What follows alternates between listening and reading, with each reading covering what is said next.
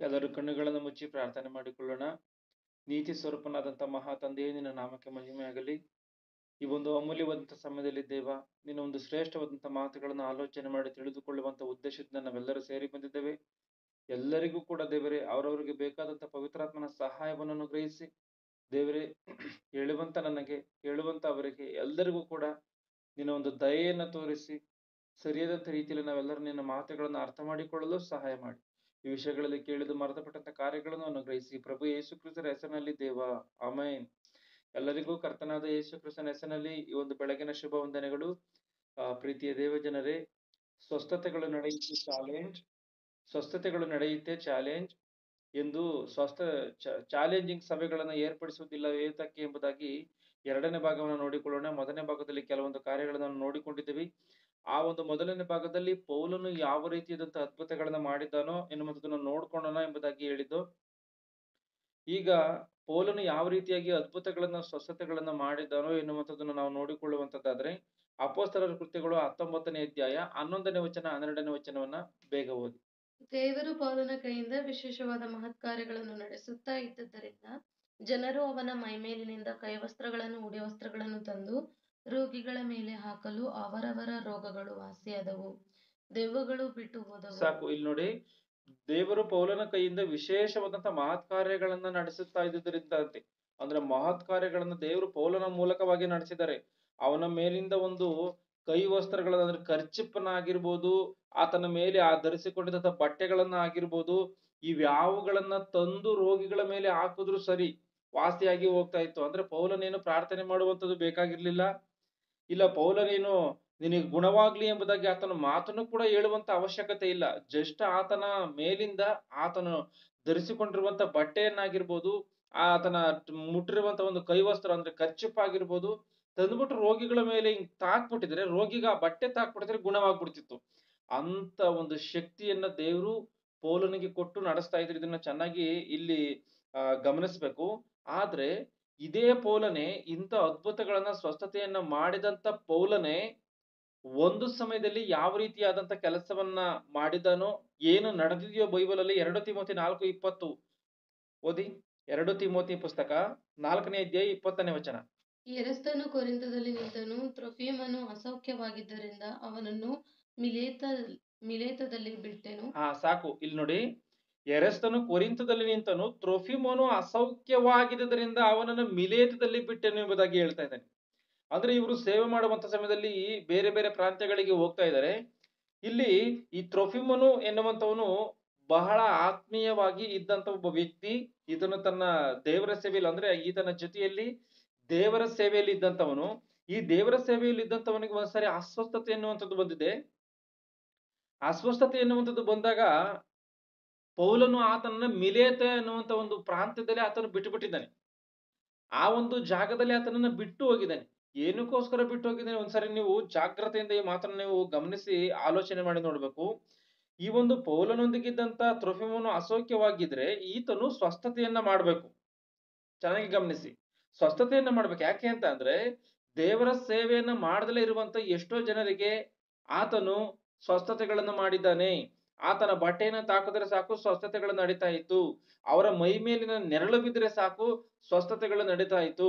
ಅಪೊಸ್ತಲರು ಬರುವಂತ ಸಮಯದಲ್ಲಿ ಅವರು ರೋಡಲ್ಲಿ ಹೋಗ್ತಾ ಇದ್ರೆ ಅವರ ದೇಹದ ನೆರಳು ಯಾವುದೋ ರೋಗಿ ಮೇಲೆ ಬಿದ್ದರೆ ವಾಸಿ ಆಗುತ್ತೆ ಎನ್ನುವಂತ ವಿಚಾರವು ಗೊತ್ತಿದ್ದಂತ ಕಾರಣ ಅಪೊಸ್ತಲರು ರೋಡಲ್ಲಿ ಹೋಗ್ತಿದ್ದಂತ ಸಮಯದಲ್ಲಿ ರೋಗಿಗಳನ್ನ ಆ ಒಂದು ಬೀದಿಯಲ್ಲಿ ತಂದು ಮಲಗಿಸ್ತಾ ಇದ್ರಂತೆ. ಏನಕ್ಕೆ? ಇವರ ನೆರಳು ಯಾರಾದ್ರೂ ಮೇಲಾದ್ರೂ ಬಿದ್ದು ಅವರಿಗೆ ವಾಸಿ ಆಗ್ಲಿ ಅಂತ. ಅಂದ್ರೆ ಅವರ ಅಪೊಸ್ತಲರ ನೆರಳು ಬಿದ್ರೆ ಸ್ವಸ್ಥತೆಗಳು ನಡೀತಾ ಇತ್ತಂದ್ರೆ ಹೌದು, ಆ ರೀತಿಯಾಗಿ ಸ್ವಸ್ಥತೆಗಳು ನಡೆದಿದೆ. ಚೆನ್ನಾಗಿ ವಾಕ್ಯವನ್ನ ಗಮನಿಸಬೇಕು. ಇಲ್ಲಿ ಆ ದೇವರ ಸೇವೆಯನ್ನ ಮಾಡದೇ ಇದ್ದಂತ ಯಾರಿಗೋ ಆ ರೀತಿಯಾಗಿ ಸ್ವಸ್ಥತೆಗಳು ನಡೆದಿದೆ ಅಂದ್ರೆ, ಯಾಕೆ ಇಲ್ಲಿ ತನ್ನ ಸೇವೆಯಲ್ಲಿ ಜೊತೆಗಾರನಾಗಿದ್ದಂತ ದೇವರ ಕೆಲಸವನ್ನ ಮಾಡ್ತಿದ್ದಂತ ಪೌಲನ ಸಂಗಡ ಜೊತೆ ಕೆಲಸವನ್ನ ಮಾಡ್ತಿದ್ದಂತ ಈ ಒಂದು ತ್ರೊಫಿಮನ್ಗೆ ಏನಕ್ಕೋಸ್ಕರ ಸ್ವಸ್ಥತೆಯನ್ನ ಮಾಡದೆ ಹೋಗಿದ್ದಾನೆ ಅದನ್ನ ನೀವು ಚೆನ್ನಾಗಿ ಇಲ್ಲಿ ಗಮನಿಸಬೇಕು. ಆತನು ಕನಿಷ್ಠ ಮಾಡದಲೇ ಇದ್ರು ಕೂಡ ಆತನ ಒಂದು ವಸ್ತ್ರಗಳನ್ನಾದ್ರೂ ಕೊಟ್ಟು ಆತನು ಸ್ವಸ್ಥತೆಯನ್ನ ಮಾಡ್ಬೋದಾಗಿತ್ತಲ್ಲ. ಇಲ್ಲಿ ಚೆನ್ನಾಗಿ ಗಮನಿಸ್ಬೇಕು ಒಂದನ್ನ, ಬಟ್ಟೆಗಳನ್ನ ತೆಗೆದುಕೊಂಡು ಹೋಗಿ ಹಾಕಿದ್ರೆ ಸ್ವಸ್ಥತೆಗಳು ನಡೀತಾ ಇತ್ತು ಅಂದ್ರೆ ಎಲ್ಲೋ ಒಂದ್ ವೇಳೆ ದೂರ ಇದ್ದಾನೆ ಅಂದ್ಕೊಳ್ಳಿ. ಪೌಲನು ಇಲ್ಲಿಂದ ನಮ್ಮ ಒಂದು ಲೆಕ್ಕದಲ್ಲಿ ನೋಡಬಹುದಾದ್ರೆ ಪೌಲನೆಲ್ಲೋ ಬೇರೆ ಒಂದು ಈಗ ಬೆಂಗಳೂರಿನಲ್ಲಿ ಪೌಲನ್ ಇದ್ದಾನೆ ಅಂದ್ಕೊಳ್ಳಿ. ಈಗ ನನಗೆಲ್ಲೂ ಹುಷಾರಿಲ್ಲ ಅಂದ್ಕೊಳ್ಳಿ. ಪೌಲನ್ ಒಂದು ವೇಳೆ ಆತನ ಬಟ್ಟೆಯನ್ನ ಕಳಿಸ್ಬೋದಾಗಿತ್ತು. ಅದು ದೂರ ಇದ್ದಾಗ ಬಟ್ಟೆಯನ್ನ ಕಳಿಸಿ ಮಾಡುವಂತ ಕೆಲಸ. ಚೆನ್ನಾಗಿ ಇದನ್ನ ಗಮನಿಸಿ. ದೂರ ಇದ್ದಾಗ ಯಾವುದೋ ಒಬ್ಬ ರೋಗಿಗೆ ಬಟ್ಟೆಯನ್ನ ಕಳಿಸಿ ಸ್ವಸ್ಥತೆಯನ್ನ ಮಾಡುವಂತ ಕಾರ್ಯ. ಆದ್ರೆ ಹತ್ತಿರದಲ್ಲೇ ಇದ್ದಾನೆ ಇಲ್ಲಿ. ಪೌಲನು ತ್ರೊಫಿಮನು ಅಸೌಖ್ಯವಾಗಿದ್ದರಿಂದ ಅವನನ್ನ ಮಿಲೇತದಲ್ಲೇ ಬಿಟ್ಟೆನು. ಅವನು ಅಸೌಖ್ಯ ಬಂದಿದೆ, ಆತನನ್ನ ಅಲ್ಲೇ ಬಿಟ್ಟಿದ್ದೀನಿ ನಾನು ಅಂತ. ಆದ್ರೆ ಇವರಿಬ್ರು ಜೊತೆಯಲ್ಲೇ ಇದ್ದಾರೆ. ಆತನಿಗೆ ಅಸೌಖ್ಯ ಬಂದಿದೆ, ಆತನನ್ನ ನೀನು ಅಲ್ಲೇ ಬಿಟ್ಟಿದ್ದಾನೆ. ಏನಕ್ಕೆ? ನಿನ್ನ ಕೈಲಿ ಪ್ರಯಾಣ ಮಾಡುವುದಕ್ಕಾಗಲ್ಲ, ನೀನು ಅಸ್ವಸ್ಥನಾಗೋಗಿದೆಯಾ, ನೀನು ಪ್ರಯಾಣ ಮಾಡಿದ್ರೆ ಒಂದು ವೇಳೆ ನಿನಗೆ ಪ್ರಮಾದ, ಆದ್ರಿಂದ ನೀನು ಇಲ್ಲೇ ಇರು ಎಂಬುದಾಗಿ ಆತನು ಬಿಟ್ಟು ಬಂದಿದ್ದಾನೆ. ಏನಕ್ಕೋಸ್ಕರ ಸ್ವಸ್ಥತೆಯನ್ನ ಮಾಡದಲ್ಲೇ ಹೋಗಿದ್ದಾನೆ, ಏನಕ್ಕೋಸ್ಕರ ಆತನ ಬಟ್ಟೆನ ತಾಕಿಸ್ದಲ್ಲೇ ಹೋಗಿದ್ದಾನೆ. ಇದನ್ನ ನೀವು ಚೆನ್ನಾಗಿ ಗಮನಿಸಬೇಕು. ಅಂದ್ರೆ ಎಷ್ಟೋ ವಿಶೇಷವಾದಂತ ಶಕ್ತಿ ಇದ್ದಂತ ಪೌಲನು ತನ್ನೊಂದಿಗೆ ಇದ್ದಂತ ಒಂದು ತ್ರೋಫಿಮನನ್ನ ವಾಸಿ ಮಾಡೋದಕ್ಕಾಗದೇ ಇದ್ದಾನೆ ಅಂತ ಅಂದ್ರೆ, ಏನೋ ಆತನಿಗೆ ಅಸೂಯೆ ಬಂದಿದೆ, ಏನೋ ಉದ್ದೇಶದಿಂದ ಆತನ ಸ್ವಸ್ಥತೆಯನ್ನ ಮಾಡಿಲ್ಲ, ಉದ್ದೇಶಪೂರ್ವಕವಾಗಿಯೇ ಸ್ವಸ್ಥತೆಯನ್ನ ಮಾಡಿಲ್ಲ ಅಂತ ಹೇಳಿ ಅಂದುಕೊಂಡ್ರೆ ಖಚಿತವಾಗದು ನಮ್ಮ ತಪ್ಪಾಗೋಗುತ್ತೆ. ನಾವು ಅಂದ್ಕೊಂಡಂತ ರೀತಿಯಲ್ಲಿ ಯಾವುದು ಕೂಡ ಅಲ್ಲ. ಯಾಕೆ ಅಂತ ಅಂದ್ರೆ ವಾಕ್ಯವು ಸ್ಥಿರಪಡಿಸಲ್ಪಟ್ಟಿದೆ ಆದಂತ ಕಾರಣ ಅದ್ಭುತಗಳನ್ನ ಮಾಡುವಂತ ಶಕ್ತಿಯನ್ನ ಪೌಲನೇ ಕಳೆದುಕೊಂಡಿದ್ದಾನೆ. ಚೆನ್ನಾಗಿ ಇದನ್ನು ಗಮನಿಸಬೇಕು.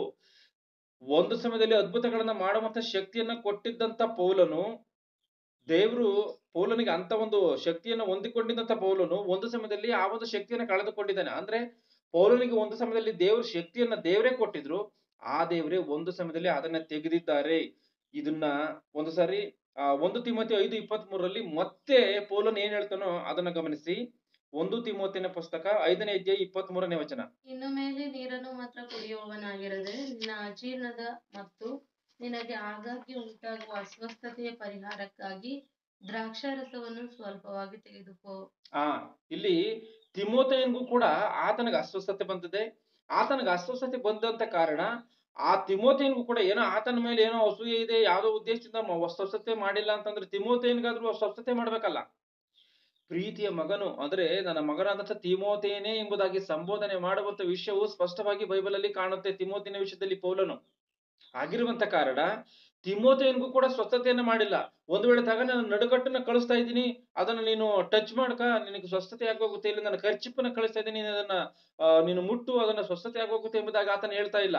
ಆತನ ಹೇಳ್ತಿರುವಂತ ಮಾತನ್ನ ಗಮನಿಸ್ಬೇಕಿಲ್ಲಿ. ಹಾಗಾಗಿ ನಿನಗೆ ಉಂಟಾಗುವಂತ ಅಜೀರ್ಣದ ಮತ್ತು ಅಸ್ವಸ್ಥತೆಯ ಪರಿಹಾರಕ್ಕಾಗಿ ಸ್ವಲ್ಪವಾಗಿ ದ್ರಾಕ್ಷಾರಸವನ್ನು ತೆಗೆದುಕೋ ಅಂತಾನ.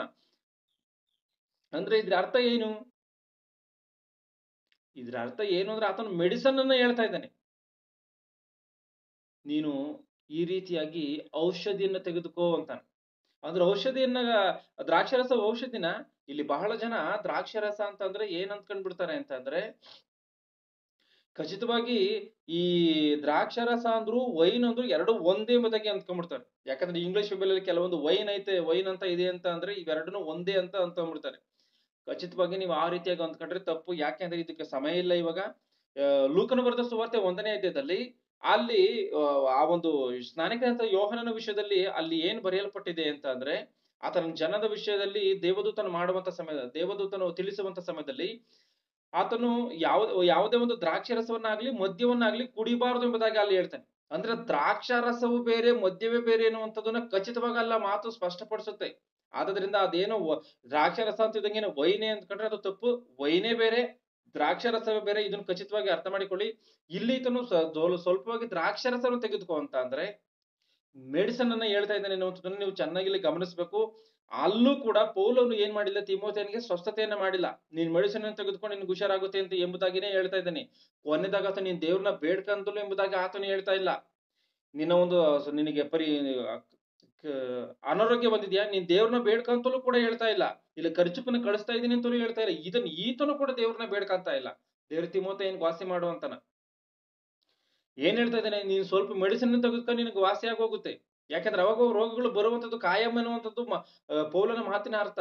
ಶರೀರಕ್ಕೆ ಅನಾರೋಗ್ಯ ಬರುವಂತದ್ದು ಕಾಯಂ, ಆ ಬಂದಂತ ಸಮಯದಲ್ಲಿ ದೇವರೇ ಈ ಪ್ರಕೃತಿಯಲ್ಲಿ ಇಟ್ಟಿರುವಂತ ಈ ಮೆಡಿಸಿನ್ ತೆಗೆದುಕೊಂಡು ನೀನು ಅಸ್ವಸ್ಥತೆಯನ್ನ ಪರಿಹಾರ ಮಾಡಿಕೊಳ್ಳಬೇಕಾಗಿರುವಂತದ್ದು ಕೂಡ ಅಷ್ಟೇ ಒಂದು ನ್ಯಾಯವಾದಂಥದ್ದು ಎಂಬುದಾಗಿ ಆತನು ಮಾತಿನ ಅರ್ಥ ಎನ್ನುವಂಥದ್ದನ್ನ ಖಚಿತವಾಗಿ ನಾವಿಲ್ಲಿ ಅರ್ಥ ಮಾಡಿಕೊಳ್ಳಬೇಕು.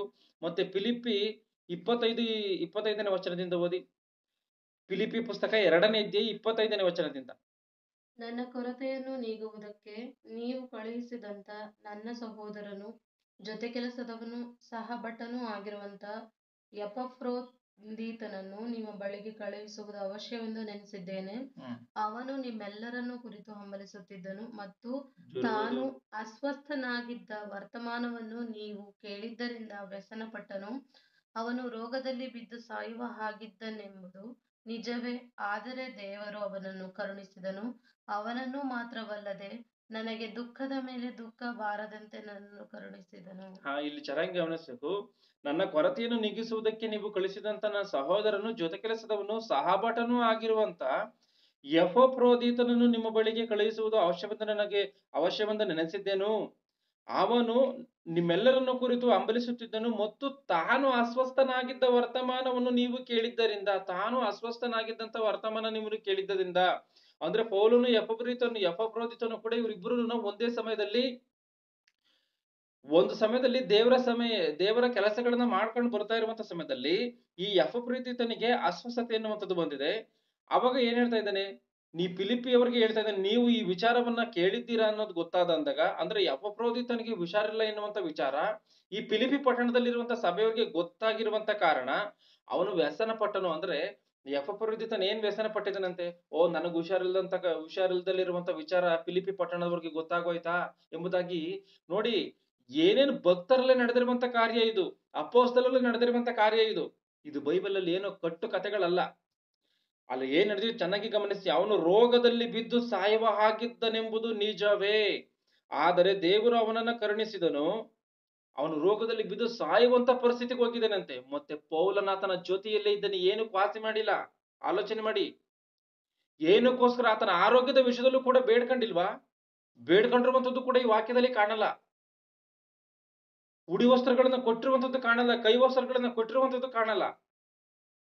ಏನಕ್ಕೆ ಇದು ನಡಿಲ್ಲ? ಯಾಕೆ? ಅವರು ಮತ್ತೆ ತನ್ನ ಜೊತೆಯಲ್ಲಿ ದೇವರ ಕೆಲಸವನ್ನು ಮಾಡುವಂತವ್ರು ಎಷ್ಟೋ ಶ್ರೇಷ್ಠ. ಪೌಲನಿಗಿದ್ದಂತ ಭಕ್ತಿನ ನೋಡಿದ್ರೆ, ದೇವರ ಕೆಲಸವನ್ನು ಮಾಡುವಂತ ತನ್ನ ಜೊತೆಯಲ್ಲಿದ್ದಂಥವ್ರನ್ನ ಕಂಡ್ರೆ ಎಷ್ಟೋ ಪ್ರೀತಿ, ಎಷ್ಟೋ ವಿಶ್ವಾಸ ಇರ್ತದೆ. ಮತ್ತೆ ಏನಕ್ಕೋಸ್ಕರ ಅವ್ರಿಗೆ ವಾಸಿ ಮಾಡಿಲ್ಲ?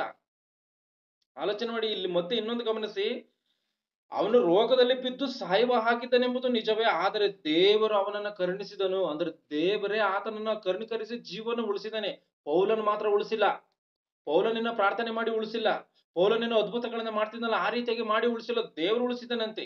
ಇವತ್ತು ಚೆನ್ನಾಗಿ ಗಮನಿಸ್ಬೇಕು. ನಮಗೂ ಎಷ್ಟೋ ಜನಗಳಿಗೆ ಅಸ್ವಸ್ಥತೆ ಇದ್ದ ಸಮಯದಲ್ಲಿ ದೇವರೇ ಕಾಪಾಡ್ತಾ ಇದ್ದಾನೆ. ನನ್ನನ್ನು ಕೂಡ ಕಾಪಾಡಿದ್ದಾನೆ ಆ ರೀತಿಯಾಗಿನೇನೆ. ಅದೇ ಬಿಟ್ರೆ ಯಾವುದೋ ಪಾಠ ನಿನಗೆ ಸ್ವಸ್ಥತೆ ಆಗ್ಲಿ ಎಂಬುದಾಗಿ ಆತನ ಹೇಳ್ತಿದ್ದಂಗೆ ನನಗಾಗಿಲ್ಲ. ನೀವು ಇದನ್ನ ಚೆನ್ನಾಗಿ ಅರ್ಥ ಮಾಡಿಕೊಳ್ಬೇಕು.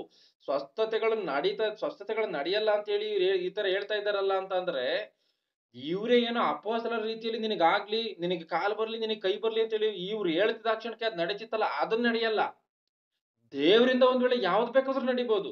ದೇವ್ರ ದಯ ತೋರಿಸಿದ್ರೆ ಯಾವ್ದು ಬೇಕಾದ್ರೂ ನಡಿಬಹುದು.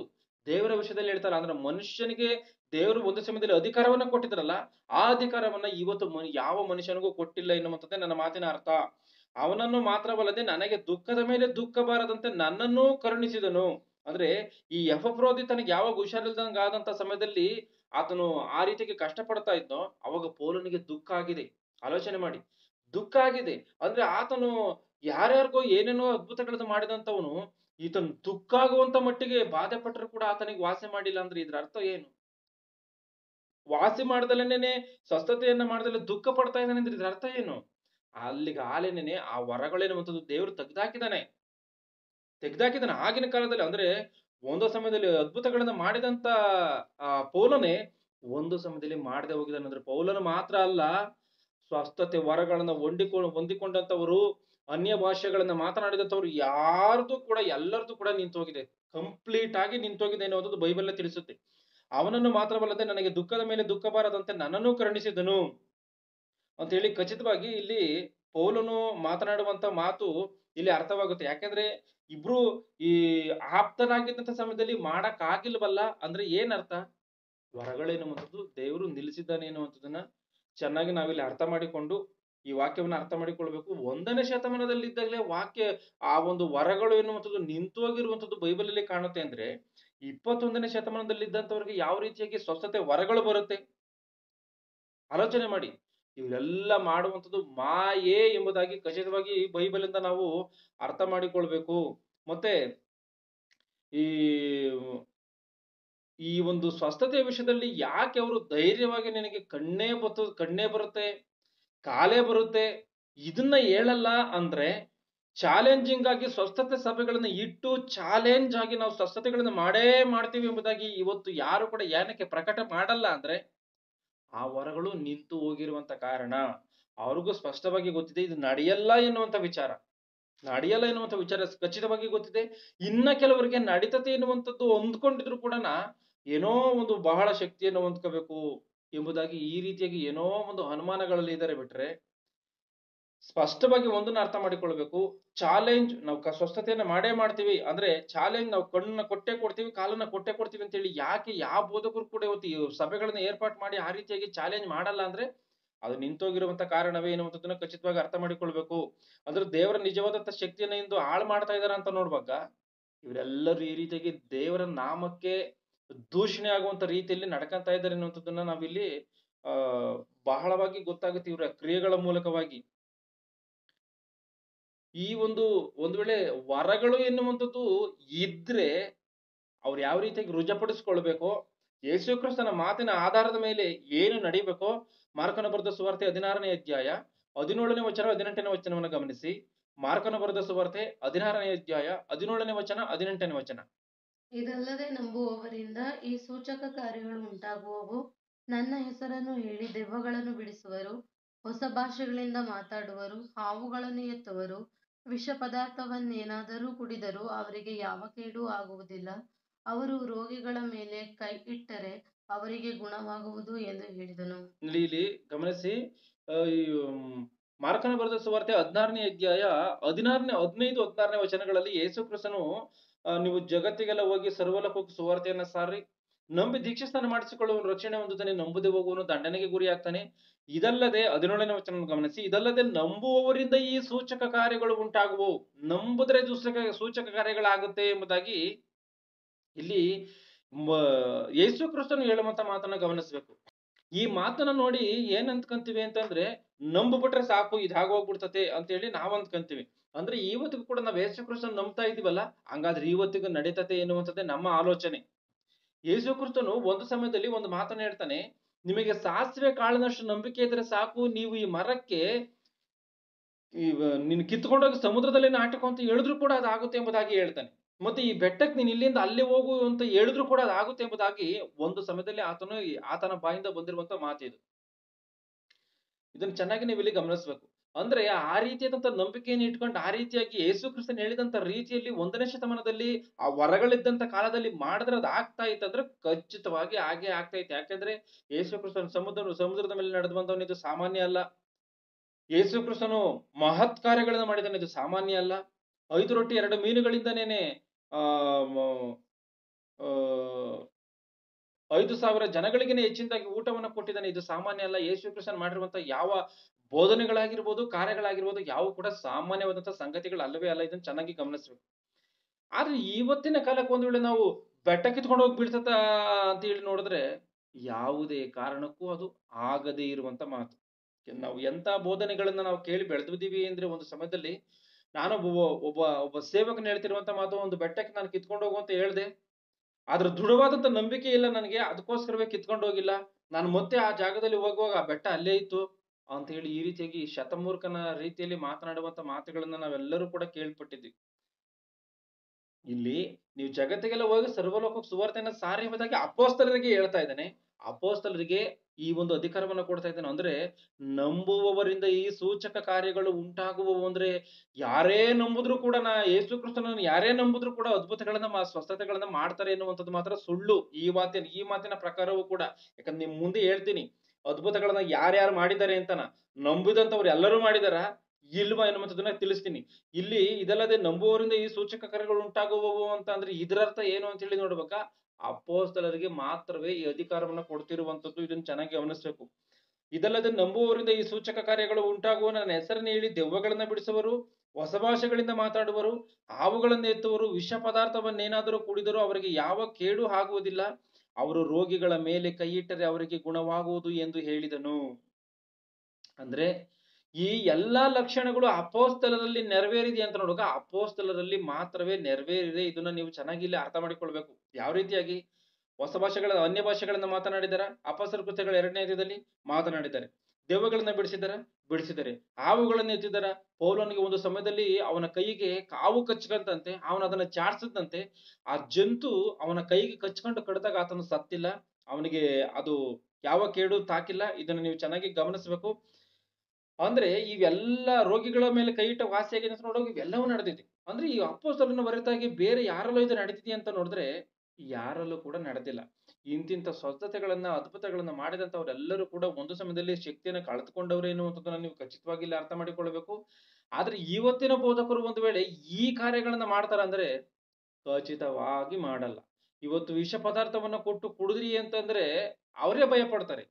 ವರಗಳಿದೆ ಎನ್ನುವಂಥದ್ದನ್ನ ನಂಬುವಂತ ಅವರೇ ಭಯಪಟ್ರೆ ಯಾವ ರೀತಿಯಾಗಿ ಅದು ಮತ್ತೆ ಏನ್ ಅರ್ಥ? ವರಗಳಿದೆ ಅಂತ ಬಲವಾಗಿ ನಂಬ್ತಾರೆ, ಬಲವಾಗಿ ಪ್ರಕಟ ಮಾಡ್ತಾರೆ. ಮತ್ತೆ ನೀನ್ ತಗ ವಿಷವನ್ನ ಕುಡಿ ಎಂಬುದಾಗಿ ವಿಷವನ್ನ ಕೊಡ್ತೀವಿ ಅಂತ ಕಳಿ ನಾವು ವಿಷವನ್ನ ಕುಡಿದು ಬಿಡ್ತಾರ? ಕುಡಿಯಲ್ಲ. ಯಾವುದೇ ಕಾರಣಕ್ಕೂ ಇದನ್ನ ಚೆನ್ನಾಗಿ ಗಮನಿಸ್ಬೇಕು. ಅಂದ್ರೆ ಈ ಎಲ್ಲ ಅದ್ಭುತಗಳನ್ನ ಮಾಡುವಂತ ಅಧಿಕಾರವನ್ನ ಅಪೊಸ್ತಲರಿಗೆ ಕೊಟ್ಟಿದ್ರು. ಅಪೊಸ್ತಲರು ಮಾತ್ರವೇ ಅದನ್ನ ಮಾಡಿದರೆ ಎನ್ನುವಂಥದ್ದನ್ನ ಇಲ್ಲಿ ಚೆನ್ನಾಗಿ ಗಮನಿಸ್ಬೇಕು. ಅಂದ್ರೆ ಇಲ್ಲಿ ಈ ಒಂದು ಅದ್ಭುತಗಳ ಸ್ವಸ್ಥತೆ ಕಾರ್ಯಗಳನ್ನ ಎಲ್ಲರೂ ಮಾಡಿದಾರ, ಕೆಲವರು ಮಾತ್ರ ಮಾಡಿದಾರ? ಇದನ್ನ ಚೆನ್ನಾಗಿ 1 ಕೊರಿಂಥ 12ನೇ ಅಧ್ಯಾಯ 28ನೇ ವಚನದಿಂದ 30ನೇ ವಚನದವರೆಗೂ ಓದಿ. ಮತ್ತೆ ಹೇಳ್ತೀನಿ, 1 ಕೊರಿಂಥ 12ನೇ ಅಧ್ಯಾಯ 28ನೇ ವಚನದಿಂದ 30ನೇ ವಚನ.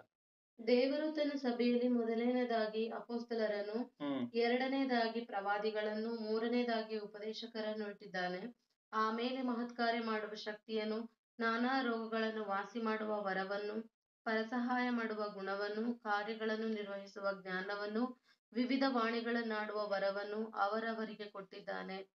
ಎಲ್ಲರೂ ಅಪೊಸ್ತಲರು, ಎಲ್ಲರೂ ಪ್ರವಾದಿಗಳು, ಎಲ್ಲರೂ ಉಪದೇಶಕರು, ಎಲ್ಲರೂ ಮಹತ್ಕಾರ್ಯಗಳನ್ನು ಮಾಡುವವರು, ರೋಗವಾಸಿ ಮಾಡುವ ವರಗಳು ಎಲ್ಲರಿಗೂ ಉಂಟು, ಎಲ್ಲರೂ ವಾಣಿಗಳನ್ನಾಡುವರು, ವಾಣಿಗಳ ಅರ್ಥವನ್ನು ಹೇಳುವುದಕ್ಕೆ ಎಲ್ಲರಿಗೂ ಶಕ್ತಿಯುಂಟು.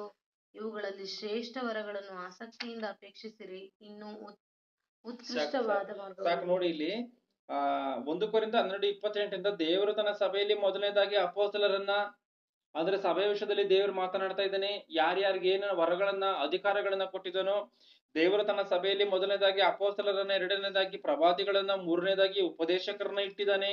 ಆಮೇಲೆ ಮಹತ್ ಕಾರ್ಯಗಳನ್ನು ಮಾಡುವ ಶಕ್ತಿಯನ್ನ, ನಾನಾ ರೋಗಿಗಳನ್ನ ವಾಸಿ ಮಾಡುವಂತ ವರವನ್ನು, ಪರಸಹಾಯ ಮಾಡುವ ಗುಣವನ್ನು, ಕಾರ್ಯಗಳನ್ನು ನಿರ್ವಹಿಸುವ ಜ್ಞಾನವನ್ನು, ವಿವಿಧ ವಾಣಿಗಳನ್ನಾಡುವ ವರಗಳನ್ನು ಅವರವರಿಗೆ ಕೊಟ್ಟಿದ್ದಾನೆ. ಈಗ ನಾನು ಓದಿದಂತೆ ಎಲ್ಲಾ ಲಿಸ್ಟ್ಗಳನ್ನ ಅಪೊಸ್ತಲರು ಎಲ್ಲರೂ ಮಾಡಿದ್ದಾರೆ. ಕೆಲವರು ಪ್ರವಾದಿಸಿದ್ದಾರೆ, ಕೆಲವರು ಉಪದೇಶ ಮಾಡಿದ್ದಾರೆ, ಕೆಲವರು ಅದ್ಭುತಗಳನ್ನ ಮಾಡಿದ್ದಾರೆ, ಕೆಲವರು ಬೇರೆ ಬೇರೆ ಭಾಷೆಗಳನ್ನ ಮಾತನಾಡಿದ್ದಾರೆ. ಇಲ್ಲಿ ಚೆನ್ನಾಗಿ ಗಮನಿಸಿ. ಮತ್ತೆ ಎಲ್ಲರೂ ಅಪೊಸ್ತಲರು, ಇಲ್ಲಿ ಏನಿದೆ ನೋಡಿ, ಎಲ್ಲರೂ ಅಪೊಸ್ತಲರು, ಎಲ್ಲರೂ ಪ್ರವಾದಿಗಳು. ಅಂದ್ರೆ ಎಲ್ಲರೂ ಅಪೊಸ್ತಲರಲ್ಲ, 12 ಜನ ಮಾತ್ರವೇ ಅಪೊಸ್ತಲರು, ಎಲ್ಲರೂ ಅಪೊಸ್ತಲರಲ್ಲ. ಮತ್ತೆ ಎಲ್ಲರೂ ಪ್ರವಾದಿಗಳಲ್ವಂತೆ, ಎಲ್ಲರೂ ಉಪದೇಶಕರ ಇಲ್ವಂತೆ, ಎಲ್ಲರೂ ಮಹತ್ ಕಾರ್ಯಗಳನ್ನ ಮಾಡುವವರು, ಮಹತ್ ಕಾರ್ಯಗಳನ್ನ ಎಲ್ಲರೂ ಮಾಡಿಲ್ವಂತೆ. ರೋಗ ವಾಸಿ ಮಾಡುವ ವರಗಳು ಎಲ್ಲರಿಗೂ ಉಂಟು. ಏನಿದೆ ನೋಡಿ, ರೋಗವನ್ನು ವಾಸಿ ಮಾಡುವಂತ ವರಗಳು ಎಲ್ಲರಿಗೂ ಇಲ್ವಂತೆ, ಕೆಲವರಿಗೆ ಮಾತ್ರವೇ ಒಂದು ಸಮಯದಲ್ಲಿ ದೇವರು ಇದನ್ನ ಕೊಟ್ಟಿದ್ದಾನೆ ಅನ್ನುವಂಥದ್ದನ್ನ ಅರ್ಥ ಮಾಡಿಕೊಳ್ಬೇಕು. ಅಂದ್ರೆ ನಂಬುವವರಿಂದ ಈ ಸೂಚಕ ಕಾರ್ಯಗಳು ಉಂಟಾಗುವ ಅಂದ್ರೆ ಏನ್ ಅರ್ಥ? ಅಪೊಸ್ತಲರು ಯಾರಾದ್ರೂ ಕೂಡ ನಂಬಿಕೆ ಹೀನರಾದ್ರೆ ಅವ್ರಿಗ ಆ ಅದ್ಭುತಗಳನ್ನ ಮಾಡೋದಕ್ಕಾಗಲ್ಲ. ಇದನ್ನ ಚೆನ್ನಾಗಿ ಗಮನಿಸ್ಬೇಕು. ಅಪೊಸ್ತಲರಿಗೆ ಹೇಳುವಂತ ಮಾತದು. ಮಾರ್ಕನ ಬರೆದ ಸುವಾರ್ತೆ 16ನೇ ಅಧ್ಯಾಯ 17ನೇ ವಚನದಲ್ಲಿ, ನಂಬುವವರಿಂದ ಈ ಸೂಚಕ ಕಾರ್ಯಗಳು ಉಂಟಾಗುವ, ವಿಷ ಕುಡಿದ್ರೆ ಏನಾಗಲ್ಲ, ಅವನು ಎತ್ತುತ್ತಾರೆ. ಇವೆಲ್ಲ ಏನು? ಅಪೊಸ್ತಲರಿಗೆ ಹೇಳುವಂತ ಮಾತು. ಅಂದ್ರೆ ಒಂದ್ ವೇಳೆ ಅಪೊಸ್ತಲರಿಗೆ ಮಾತ್ರವೇ ಹೇಳುವಂತ ಮಾತಾಗಿರುವಂತ ಕಾರಣ ಅಪೊಸ್ತಲರು ಒಂದ್ ವೇಳೆ ನಂಬಿಕೆ ಹೀನರಾದ್ರ, ಯೇಸು ಕ್ರಿಸ್ತನ ಮಾತಿನಂತೆ ನಡ್ಕೊಂಡ್ಬಿಟ್ರೆ, ಇಲ್ಲ ಯೇಸು ಕ್ರಿಸ್ತನ ನಂಬಿಟ್ರೆ ವಿಷ ಕುಡಿದ್ರೆ ಏನು ಸಾಯಲ್ವಾ, ಸತ್ಗಿತ್ ಹೋಗ್ಬಿಟ್ರೆ, ಈ ರೀತಿಯಾಗಿ ಅನುಮಾನ ಪಟ್ರ ಅವ್ರಿಗೆ ಅದರಲ್ಲಿ ಆ ಅದ್ಭುತಗಳು ನಡೆಯಲ್ಲ. ಯಾಕೆ ಅಂತಂದ್ರೆ ಒಂದು ಸಮಯದಲ್ಲಿ ಒಬ್ಬ ವ್ಯಕ್ತಿಯ ಮಗಳನ್ನ ದೆವ್ವವನ್ನು ಬಿಡಿಸಕ್ ಆಗದಲ್ಲಿ ಹೋಗ್ಬಿಟ್ಟಿದ್ದಾರೆ ಅಪೊಸ್ತಲರು. ಆತನು ಏನ್ ಮಾಡ್ತಾನೆ, ನೇರವಾಗಿ ಯೇಸು ಕ್ರಿಸ್ತನ ಬಳಿಗೆ ತೆಗೆದುಕೊಂಡು ಬರ್ತಾನೆ. ಆತನು ಯೇಸು ಕ್ರಿಸ್ತನ ಬಳಿಗೆ ತೆಗೆದುಕೊಂಡ್ ಬಂದಾಗ ಆತನ ಯೇಸು ಕ್ರಿಸ್ತನಿಗೆ ಹೇಳ್ತಾನೆ, ಸ್ವಾಮಿ ನಿನ್ನ ಶಿಷ್ಯಂದಿರಿಗೆ ನಾನು ಬೇಡ್ಕೊಂಡೆ ಈ ದೆವ್ವವನ್ನು ಬಿಡಿಸ್ಬೇಕು ಅಂತಾನೆ, ಆದ್ರೆ ಅವ್ರ ಕೈಲಿ ಆಗ್ಲಿಲ್ಲ ಎಂಬುದಾಗಿ ಹೇಳ್ತಾನೆ, ಕಂಪ್ಲೇಂಟ್ ಅನ್ನು ಹೇಳ್ತಾನೆ. ಅದಕ್ಕೆ ಯೇಸು ಕ್ರಿಸ್ತನ್ ಏನಂತ ಹೇಳ್ತಾನೆ, ಎಲ್ಲ ನಂಬಿಕೆಹೀನ ಸಂತಾನವೆಂಬುದಾಗಿ ಹೇಳ್ತಾನೆ. ಅಂದ್ರೆ ಈ ನಂಬಿಕೆ ಇಲ್ಲದಂತವರೇ ನಾನಿನ್ನು ಎಷ್ಟು ದಿನ ನಿಮ್ಮ ಜೊತೆಯಲ್ಲಿ ಇರ್ಲಿ ಅಂತಾನ. ಅಂದ್ರೆ ಅಪೊಸ್ತಲರು ನಂಬದಕ್ಕಾಗದಲೇ ಇದ್ದಂತ ಸಮಯದಲ್ಲಿ ಅವ್ರಿಗೆ ಪರಿಪೂರ್ಣವಂತ ನಂಬಿಕೆ ಇಲ್ಲದೆ ಇರುವುದಕ್ಕೋಸ್ಕರ ಆ ದೆವ್ವವನ್ನು ಬಿಡಿಸೋದಕ್ಕಾಗಿಲ್ಲ. ಚೆನ್ನಾಗಿ ಗಮನಿಸಬೇಕು. ಯಾವ ರೀತಿಯಾಗಿ ಒಂದು ವಾಕ್ಯಕ್ಕೂ ಇನ್ನೊಂದು ವಾಕ್ಯಕ್ಕೂ, ಒಂದು ಮಾತಿಗೂ ಇನ್ನೊಂದು ಮಾತಿಗೂ ಸಂಬಂಧ ಇದೆಯೋ ಗಮನಿಸಿ. ನಂಬುವವರಿಂದಲೇ ಸೂಚಕ ಕಾರ್ಯಗಳು ನಡೆಯುತ್ತೆ ಎಂಬುದಾಗಿ ಯೇಸು ಕ್ರಿಸ್ತನ್ ಹೇಳಿದಾನೆ. ಅದರಂತೆ ಇವರು ನಂಬಕ್ ಆಗ್ದಲೇನೆ ಅದನ್ನ ಆ ದೆವ್ವವನ್ನ ಬಿಡಿಸಿಲ್ಲ ಇವರು. ಅವಾಗ ಯೇಸು ಕ್ರಿಸ್ತನೇ ಆ ಮಾತುಗಳನ್ನ ಹೇಳ್ತಾನೆ. ಅಂದ್ರೆ ರೋಗಗಳನ್ನು ವಾಸ ಮಾಡುವಂತ ವರವು ಎಲ್ಲರಿಗೂ ಇಲ್ವಂತೆ. ರೋಗ ವಾಸಿ ಮಾಡುವ ವರಗಳು ಎಲ್ಲರಿಗೂ ಉಂಟು. ಎಲ್ಲರೂ ವಾಣಿಗಳನ್ನಾಡುವರು. ಈ ವಾಣಿಗಳ ಅರ್ಥವನ್ನು ಹೇಳುವುದಕ್ಕೆ ಎಲ್ಲರಿಗೂ ಶಕ್ತಿ ಉಂಟು. ಎಲ್ಲರೂ ಕೂಡ ಅನ್ಯ ಭಾಷೆಗಳನ್ನ ಮಾತನಾಡಿಲ್ಲ. ಎಲ್ಲರೂ ಕೂಡ ಆ ಸ್ವಸ್ಥತೆ ಕಾರ್ಯಗಳನ್ನ ಮಾಡಿಲ್ಲ. ಎಲ್ಲರೂ ಕೂಡ ಮಹತ್ ಕಾರ್ಯಗಳನ್ನ ಮಾಡಿಲ್ಲ. ಮಹತ್ ಕಾರ್ಯಗಳನ್ನ ಮಾಡುವಂತವರೇ ಬೇರೆ, ಪ್ರಬೋಧನೆ ಮಾಡುವಂತವರೇ ಬೇರೆ, ಅನ್ಯ ಭಾಷೆಗಳನ್ನ ಮಾತನಾಡುವಂತವರೇ ಬೇರೆ, ಸ್ವಸ್ಥತೆಗಳನ್ನು ಮಾಡುವಂತವರೇ ಬೇರೆ. ಅಂದ್ರೆ ಅಲ್ಲೇ ಏನಾಗಿದೆ, 1ನೇ ಶತಮಾನದಲ್ಲಿ ಕೆಲವರಿಗೆ ಕೆಲವು ಅಧಿಕಾರಗಳನ್ನ ಕೊಟ್ಟಿರುವಂತದ್ದು ಖಚಿತವಾಗಿ ಬೈಬಲ್ ಅಲ್ಲಿ ಕಾಣುತ್ತೆ. ಈ ಒಂದು ಸಂದರ್ಭವನ್ನು ನೋಡಿದ್ರೆ 1ನೇ ಶತಮಾನದಲ್ಲೂ ಕೂಡ ಎಲ್ಲರಿಗೂ ಎಲ್ಲಾ ಶಕ್ತಿಗಳು ಇಲ್ಲ. ಕೆಲವರಿಗೆ ಸ್ವಸ್ಥತೆಗಳಿದೆ, ಕೆಲವರಿಗೆ ವಾಣಿಗಳನ್ನ ಮಾತನಾಡುವಂಥದ್ದು, ಇವೆಲ್ಲವೂ ಕೂಡ ಡಿವೈಡ್ ಆಗಿ ಬೇರೆ ಬೇರೆಯಾಗಿ ಮಾತನಾಡುವಂಥದ್ದು ಕಾಣುತ್ತೆ. ಆದ್ರೆ ಇವತ್ತಿಗೆ ಮಾತನಾಡುವಂತ ಬೋಧಕರ ಒಂದೇ ಮಾತು ಏನು ಅಂದ್ರೆ, ನಾನು ಸ್ವಸ್ಥತೆಯನ್ನ ಮಾಡುವಂತವನು, ನಾನು ಸ್ವಸ್ಥತೆಯನ್ನ. ಒಂದು ಸಮಯದಲ್ಲಿ ನನಗೆ ಅಸ್ವಸ್ಥತೆ ಇದ್ದಂತ ಸಮಯದಲ್ಲಿ ಯಾವುದೋ ಒಂದು ಸಭೆಗೆ ಹೋಗಿದ್ದೀನಿ. ಅಲ್ಲಿ ಏನೋ ಬೋಧನೆ ಹೇಳಿದ್ರು ನನಗೆ ವಾಕ್ಯದ ಪ್ರಕಾರವಾಗಿ. ಆತನಲ್ಲಿ ಏನು ಸ್ವಸ್ಥತೆಗಳನ್ನು ಮಾಡುವಂತ ಕಾರ್ಯಕ್ರಮವನ್ನು ಆತನ ಮಾಡಿಲ್ಲ. ಏನಕ್ಕೋಸ್ಕರ ಅಂದ್ರೆ ನಾನು ಹೋದಂತ ಸಮಯದಲ್ಲಿ ಅವರು ಯಾರೋ ಏನೋ ಎಂಬುದಾಗಿ ಭಯಪಟ್ಟಿದ್ರಂತೆ. ಏನೋ ಗಲಾಟೆ ಮಾಡಕ್ ಬಂದಿರ್ತಾರೆ ಅಂದ್ಕೊಂಡು. ಆ ರೀತಿಯಾಗಿ ಆತನ ಏನು ಮಾಡಿಲ್ಲ. ಒಂದು ಎಣ್ಣೆಯನ್ನು ಹಚ್ಚಿಲ್ಲ, ಏನು ಮಾಡಿಲ್ಲ. ನಾನು ಇನ್ನೊಬ್ಬ ಒಂದು ಯಾರೋ ಸೇವಕರ ನಂಬರ್ನ ತೆಗೆದುಕೊಂಡು ಈ ರೀತಿಯಾಗಿ ಹೇಳಿದ್ರೆ ಅವ್ರು ಏನು ಮಾಡಿಲ್ಲ, ನನ್ಗೆ ಹಿಂಗ ಅಸ್ವಸ್ಥತೆ ಬಂದಿದೆ ಅಂತ ಅಂದಿದ್ದಕ್ಕೋಸ್ಕರ ಆತನ ಬಾಯಲ್ಲಿ ಏನ್ ಬಂದಿದೆ ಅಂದ್ರೆ, ನೀನು ಹೋದ್ ವಾರ ನಮ್ಮ ಸಭೆಗೆ ಬಂದ್ಬಿಟ್ಟಿದ್ರೆ ನಾನು ನಿನ್ನನ್ನ ಇಷ್ಟೊತ್ತಿಗೆ ವಾಸಿ ಮಾಡಾಕ್ಬಿಡ್ತಿದ್ದೆ. ಕೊಬ್ಬರಿ ಎಣ್ಣೆ ತಗೊಂಡ್ಬಿಟ್ಟು ಬಾ ಮುಂದಿನ ವಾರ ಎಂಬುದಾಗಿ ನನಗೆ ಈ ಮಾತನ್ನು ಹೇಳಿರುವಂತ ಬೋಧಕನಿದ್ದಾನೆ. ಇವತ್ತಿಗೂ ಇದ್ದಾನೆ. ನೇರವಾಗಿ ನನಗೆ ಈ ಮಾತನ್ನು ಹೇಳಿರುವಂತ ಮಾತನ್ನ ನಾನು ಅವಾಗ ಅಂದ್ಕೊಂಡು, ಏನಪ್ಪ ಇಂತಿಂತ ಶಕ್ತಿಗಳು ಐತಲ್ಲ ಎಂಬುದಾಗಿ ಆಲೋಚನೆ ಮಾಡಿ. ಅಂದ್ರೆ ಅಲ್ಲಿ ಸ್ವಸ್ಥತೆಗಳನ್ನು ಮಾಡುವಂತ ವರಗಳು ಎಲ್ಲರಿಗೂ ಇಲ್ದಲೇ ಇರುವಂತ ಪರಿಸ್ಥಿತಿಯಲ್ಲಿ ಇವತ್ತಿಗೆ ಪ್ರತಿಯೊಬ್ಬ ಬೋಧಕನು ಹೇಳ್ತಾನೆ ನಾನು ಸ್ವಸ್ಥತೆಯನ್ನ ಮಾಡ್ತೇನೆ ಅಂತ. ಆಲೋಚನೆ ಮಾಡಿ ಇವರ ಒಂದು ಆಲೋಚನೆಗಳು ಯಾವ ರೀತಿಯಾಗಿದೆಯೋ ಎನ್ನುವಂಥದ್ದನ್ನ. ಅಂದ್ರೆ ಅವರಿಗೆ ಕೊಡಲ್ಪಟ್ಟವುಗಳೇ ವಾಕ್ಯವು ಸ್ಥಿರಪಡಿಸಲ್ಪಟ್ಟಂತ ತರುವಾಯ ಅವು ಕೂಡ ಅವರಿಂದ ತೆಗೆದುಹಾಕಲ್ಪಟ್ಟಿದೆ ಎನ್ನುವಂಥದ್ದನ್ನ ಖಚಿತವಾಗಿ ಅರ್ಥ ಮಾಡಿಕೊಳ್ಳಬೇಕು. ಅದಕ್ಕೆ 1 ಕೊರಿಂಥ 13ನೇ ಅಧ್ಯಾಯ 8ನೇ ವಚನದಲ್ಲಿ ಏನಿದೆಯೋ ಗಮನಿಸಿ. 1 ಕೊರಿಂಥ 13ನೇ ಅಧ್ಯಾಯ 8ನೇ ವಚನ. ಪ್ರೀತಿಯು ಎಂದಿಗೂ ಬಿದ್ದು ಹೋಗುವುದಿಲ್ಲ. ಪ್ರವಾದನೆಗಳಾದರೂ ಇಲ್ಲದಂತಾಗುವವು, ವಾಣಿಗಳು ನಿಂತು ಹೋಗುವವು, ವಿದ್ಯೆಯೂ ಇಲ್ಲದಂತಾಗುವುದು. ಅಪೂರ್ಣವಾಗಿ ತಿಳುಕೊಳ್ಳುತ್ತೇವೆ, ಅಪೂರ್ಣವಾಗಿ ಪ್ರವಾದಿಸುತ್ತೇವೆ. ಆದರೆ ಸಂಪೂರ್ಣವಾದದ್ದು ಬಂದಾಗ ಅಪೂರ್ಣವಾದದ್ದು ಇಲ್ಲದಂತಾಗುವುದು. ಪ್ರೀತಿಯು ಎಂದಿಗೂ ಬಿದ್ದು ಹೋಗುವುದಿಲ್ಲ, ಪ್ರವಾದನೆಗಳಾದರೂ ನಿಂತು ಹೋಗುವವು. ಪ್ರೀತಿ ಶಾಶ್ವತವಾಗಿರುತ್ತೆ, ಆದ್ರೆ ಏನಾಗುತ್ತಂತೆ, ಪ್ರವಾದನೆಗಳಾದರೂ ಇಲ್ಲದಂತೆ ಆಗೋಗುತ್ತೆ. ಅಂದ್ರೆ ಪ್ರವಾದನೆ ಮಾಡ್ತಿದ್ರಲ್ಲ, ಅದಿಲ್ಲದಂತೆ ಆಗೋಗುತ್ತಾ? ಇಲ್ಲದಂತೆ ಆಗೋಗುತ್ತಂತೆ. ದೇವರೇ ಬರೆಸಿರುವಂತ ಮಾತಿದು. ಪ್ರವಾದನೆಯನ್ನ ಮಾಡ್ತಿದ್ರು ಒಂದು ಸಮಯದಲ್ಲಿ, ಅದಿಲ್ಲದಂತ ಆಗೋಗುತ್ತೆ. ವಾಣಿಗಳು ನಿಂತು ಹೋಗುವವು. ಅಂದ್ರೆ ಬೇರೆ ಅನ್ಯ ಭಾಷೆಯನ್ನ ಮಾತನಾಡುವಂತ ಶಕ್ತಿ ಏನಿದೆಯೋ, ಆ ವರಗಳೇನಿದೆಯೋ ಅವು ನಿಂತು ಹೋಗುತ್ತೆ. ವಿದ್ಯೆಯೋ ಇಲ್ಲದಂತಾಗುವುದು. ಅಪೂರ್ಣವಾಗಿ ತಿಳುಕೊಳ್ಳುತ್ತೇವೆ, ಅಪೂರ್ಣವಾಗಿ ಪ್ರವಾದಿಸುತ್ತೇವೆ. ಅಂದ್ರೆ ಅಪೂರ್ಣವಾಗಿ ತಿಳಿದುಕೊಂಡು ಅಪೂರ್ಣವಾಗಿ ಪ್ರವಾದಿಸಿದ್ರ? ಆಲೋಚನೆ ಮಾಡಿ. 1ನೇ ಶತಮಾನದಲ್ಲಿ ಅವರು ಪ್ರವಾದನೆ ಮಾಡಿರುವಂತದ್ದೆಲ್ಲ ಅಪೂರ್ಣವಾಗಿ ತಿಳಿದುಕೊಂಡು ಪ್ರವಾದನೆ ಮಾಡಿದರ? ಅಪೂರ್ಣವಾಗಿ ತಿಳಿದುಕೊಂಡೇ ಪ್ರವಾದನೆ ಮಾಡಿದರೆ. ಏನಕ್ಕೋಸ್ಕರ ಅಪೂರ್ಣವಾಗಿ ಅಂತ ಅಂದ್ರೆ, ಸಂಪೂರ್ಣವಾದಂತ ಜ್ಞಾನವು ಯೇಸು ಕ್ರಿಸ್ತನು ಪರಲೋಕಕ್ಕೆ ಹೋಗುವಂತ ಸಮಯದಲ್ಲಿ ಬಂದಿಲ್ಲ. ಅದಕ್ಕೆ ಆತನ ಪವಿತ್ರಾತ್ಮನು ಬಂದು ಸಕಲ ವಿಷಯದಲ್ಲಿ ಸತ್ಯಕ್ಕೆ ಸೇರಿಸ್ತಾನೆ ಎಂಬುದಾಗಿ ಹೇಳಿದಾನೆ. ಆ ಪವಿತ್ರಾತ್ಮನು ಬಂದೇ ಆತನ ಏನ್ ಮಾಡಿದಾನೆ, ದೇವರಾತ್ಮನ ಅದರ ದೇವರ ಕಾರ್ಯಗಳನ್ನ, ದೇವರ ಮಾತುಗಳನ್ನ ಆತನು ಬರೆಸಿದ್ದಾನೆ ಈ ಮನುಷ್ಯರ ಕೈಯಲ್ಲೇನೆ. ಆದ್ರಿಂದ ಅಪೂರ್ಣವಾಗಿ ತಿಳುಕೊಳ್ಳುತ್ತೇವೆ, ಅಪೂರ್ಣವಾಗಿ ಪ್ರವಾದಿಸುತ್ತೇವೆ. ಆದರೆ ಸಂಪೂರ್ಣವಾದದ್ದು ಬಂದಾಗ ಅಪೂರ್ಣವಾದದ್ದು ಇಲ್ಲದಂತಾಗುವುದು. ಸಂಪೂರ್ಣವಾದಂತ ಕಾರ್ಯವು ಬಂದಾಗ ಅಪೂರ್ಣವಾದಂತ ಕಾರ್ಯವು ಇಲ್ಲದಂತಾಗೋಗುತ್ತಂತೆ. ಅಂದ್ರೆ ಸಂಪೂರ್ಣವಾದಂತ ಜ್ಞಾನವು ಯಾವಾಗ ಬೈಬಲ್ ಅಲ್ಲಿ ಕಂಪ್ಲೀಟ್ ಆಗಿ ಬರೆಯಲ್ಪಡುತ್ತೋ, ಪ್ರಕಟಣೆ ಗ್ರಂಥದವರೆಗೂ ಅಪೂರ್ಣವಾಗಿರುವಂತ ಪ್ರವಾದನೆಗಳು, ಅಪೂರ್ಣವಾದಂತ ವರಗಳು, ಅಪೂರ್ಣವಾದಂತ ವಾಣಿಗಳು, ಅಪೂರ್ಣವಾದಂತ ಸ್ವಸ್ಥತೆಗಳು, ಅಪೂರ್ಣವಾದಂತ ಅದ್ಭುತಗಳು ಇವೆಲ್ಲವೂ ಇಲ್ಲದಂತೆ ಆಗೋಗಿದೆ ಎಂಬುದಾಗಿ ಖಚಿತವಾಗಿ ಬೈಬಲ್ ನಮಗೆ ಸ್ಪಷ್ಟವಾಗಿ ತಿಳಿಸ್ತಾ ಇದೆ. ಇದರಲ್ಲಿ ಎರಡು ಮಾತುಗಳಿಲ್ಲ. ವರಗಳು ನಿಂತೋಗಿದೆ ಎನ್ನುವಂಥದ್ರಲ್ಲಿ ಎರಡು ಮಾತುಗಳಿಲ್ಲ. ಅದ್ಭುತಗಳು ನಿಂತೋಗಿದೆ ಎನ್ನುವಂಥದ್ರಲ್ಲಿ ಎರಡು ಮಾತುಗಳು ಇಲ್ವೇ ಇಲ್ಲ. ನೇರವಾಗಿ ಅರ್ಥ ಮಾಡಿಕೊಳ್ಳಬಹುದು ಖಚಿತವಾಗಿ ವರಗಳಿಲ್ಲ ಎನ್ನುವಂಥದ್ದನ್ನ. ಪ್ರವಾದನೆಗಳಾಗ್ಲಿ, ಈ ಒಂದು ಜ್ಞಾನವಾಗ್ಲಿ ಸಂಪೂರ್ಣವಾದಂತ ಬಂದಂತ ತರುವಾಯ ಅರ್ಥವಿಲ್ಲಂತದ್ದಾಗಿ ನಿರರ್ಥಕವಾದಂತ ರೀತಿಯಲ್ಲಿ ಇವೆಲ್ಲವೂ ಕೂಡ ಮಾರ್ಪಾಟಾಗಿ ಹೋಗಿದೆ ಎನ್ನುವಂಥದ್ದನ್ನ ನಾವು ಅರ್ಥ ಮಾಡ್ಕೋಬೇಕು. ಈಗ ನಮ್ಮ ಪವಿತ್ರಾತ್ಮನ ಪ್ರೇರಣೆ ಮೂಲಕವಾಗಿ ಸರ್ವ ಸತ್ಯವು ಪ್ರಕಟಣೆ ಗ್ರಂಥದೊಂದಿಗೆ ನಮ್ಗೆ ಕಂಪ್ಲೀಟ್ ಆಗಿ ಬರೆಯಲ್ಪಟ್ಟಿರುವಂತ ಕಾರಣ ಇವತ್ತು ಅನ್ಯ ಭಾಷೆಗಳಾಗಿರ್ಬೋದು, ಇಲ್ಲ ಸ್ವಸ್ಥತೆಗಳಾಗಿರ್ಬೋದು, ಅದ್ಭುತ ಕಾರ್ಯಗಳೆಲ್ಲವೂ ಕೂಡ ಈ ಕಾಲದಲ್ಲಿ ನಡೆಯಲ್ಲ. ಇನ್ನು ನಾವು ಹೇಳ್ತಿರುವಂತ ಸಂಗತಿನ ತಿಳಿದುಕೋಬೇಕೇ ಹೊರತು ಈ ಒಂದು ಬೋಧಕರು ಹೇಳುವಂತ ರೀತಿಯಲ್ಲಿ ಸ್ವಸ್ಥತೆಗಳಿದೆ, ವರಗಳಿದೆ, ಹಾಗೆ ಹೀಗೆ ಅಂತ ಹೇಳಿ ಒಂದ್ ವೇಳೆ ಮಾತನಾಡಕ್ ಹೋಗ್ಬಾರ್ದು. ಇವರು ಶಪರಪ ಬರಬರ ಅಂತ ಹೇಳಿ ಮಾತನಾಡುವಂಥದ್ದಲ್ಲ, ಅನ್ಯ ಭಾಷೆಯು ಅಲ್ಲ, ಅನ್ಯ ಭಾಷೆ ಅಲ್ಲ ಇದು. ಇವರು ಮಾತನಾಡುವಂತ ಮಾಯೇ ಭಾಷೆಯೇ ಹೊರತು ಅದು ಇವರಿಗೂ ಕೂಡ ತಿಳಿಯದೇ ಇರುವಂತ ಒಂದು ಭಾಷೆ. ಯಾಕೆಂದ್ರೆ 1 ಕೊರಿಂಥ 14:8 ಏನಿದೆ ಅಂದ್ರೆ, ಪ್ರಪಂಚದಲ್ಲಿ ಎಷ್ಟೋ ಭಾಷೆಗಳಿದ್ರು ಕೂಡ ಯಾವ ಭಾಷೆ ಆದ್ರೂ ಕೂಡ ಅರ್ಥವಿಲ್ಲದ್ದಾಗಿರುವುದಿಲ್ಲವಲ್ಲ ಎಂಬುದಾಗಿದೆ. ಅಂದ್ರೆ ಪ್ರಪಂಚದಲ್ಲಿ ಸುಮಾರು 7,139 ಭಾಷೆಗಳು ಕಾಣುತ್ತೆ. ಅಂದ್ರೆ ಯಾವ ಭಾಷೆಯಾದ್ರೂ ಕೂಡ ಅರ್ಥವಿಲ್ಲದಂತ ರೀತಿಯಲ್ಲಿ ಇರಲ್ವಂತ ಅದು ಬೈಬಲನ್ನೇ ತಿಳಿಸುತ್ತೆ 1 ಕೊರಿಂಥ 14:8. ಈಗ ಯಾವ ಭಾಷೆಗಾದ್ರೂ ಅರ್ಥ ಇದೆ ಅಂತ ಅಂದ್ರೆ ಇವ್ರಾಡುವಂತ ಭಾಷೆಗೂ ಕೂಡ ಅರ್ಥ ಇರ್ಬೇಕು. ಆದ್ರೆ ಇವ್ರಾಡುವಂತ ಭಾಷೆಗೆ ಇವ್ರಿಗೂ ಅರ್ಥ ಗೊತ್ತಿಲ್ಲ, ಕೇಳುವಂತವ್ರಿಗೂ ಅವ ಅರ್ಥ ಗೊತ್ತಿಲ್ಲ. ಈಗೆಲ್ಲ ಇರುವಂತ ಸಮಯದಲ್ಲಿ ಏನಂತಂದ್ರೆ ಸೈತಾನ್ಗೆ ತಿಳಿಯಲ್ಲ ಎಂಬುದಾಗಿ ಹೇಳ್ತಾರೆ. ಎಂತ ಸೈತಾನನು ಮಹಾಜ್ಞಾನಿನ ಆಲೋಚನೆ ಮಾಡಿ ಇವ್ರನ್ನ ಈ ರೀತಿಯಾಗಿ ನಡೆಸಿದಾನಲ್ಲ. ಈ ಒಂದು ಪೌಲನು ಇಂತಿಂತ ಕಾರ್ಯಗಳನ್ನೆಲ್ಲ ಹೇಳ್ತಾ ಆತನು ನಾವು ಸಾರಿರುವಂತ ವಾಕ್ಯಕ್ಕೆ ವಿರುದ್ಧವಾಗಿ ಬೋಧನೆ ಮಾಡಿದ್ರೆ ಆ ಬೋಧನೆಗಳನ್ನ ನೀವು ನಂಬಬಾರ್ದು. ಕಡೆಗೆ ಒಂದ್ ವೇಳೆ ಪರಲೋಕದಿಂದ ಬಂದಂತ ದೇವದೂತನು ಹೇಳಿದ್ರು ಕೂಡ ಅದನ್ನು ನಂಬಬಾರದು ಎಂಬುದಾಗಿ ಹೇಳ್ತಾ ಇದ್ದಾನೆ. ಆಲೋಚನೆ ಮಾಡಿ. ನಾವು ಇವಾಗ ಯಾವ ರೀತಿಯಾದಂತ ಬೋಧನೆಗಳನ್ನ ನಿಮಗೆ ಮಾಡಿದೀವೋ ಆ ಬೋಧನೆಗೆ ವಿರುದ್ಧವಾದಂತ ಕಾರ್ಯವನ್ನ ಗಲಾತ್ಯ ಪುಸ್ತಕ 1:8 ವಚನವನ್ನ ಓದಿ. ಗಲಾತ್ಯ 1:8. ಆದರೂ ನಾವು ನಿಮಗೆ ಸಾರಿದ ಸುವಾರ್ತೆಗೆ ವಿರುದ್ಧವಾದದ್ದನ್ನು ನಾವೇ ಆಗಲಿ ಪರಲೋಕದಿಂದ ಬಂದ ದೇವದೂತನೇ ಆಗಲಿ ನಿಮಗೆ ಸಾರಿದರೆ ಶಾಪಗ್ರಸ್ತನಾಗಲಿ. ನೀವು ಸ್ವೀಕರಿಸಿದ ಸಾಕು ನೋಡಿ.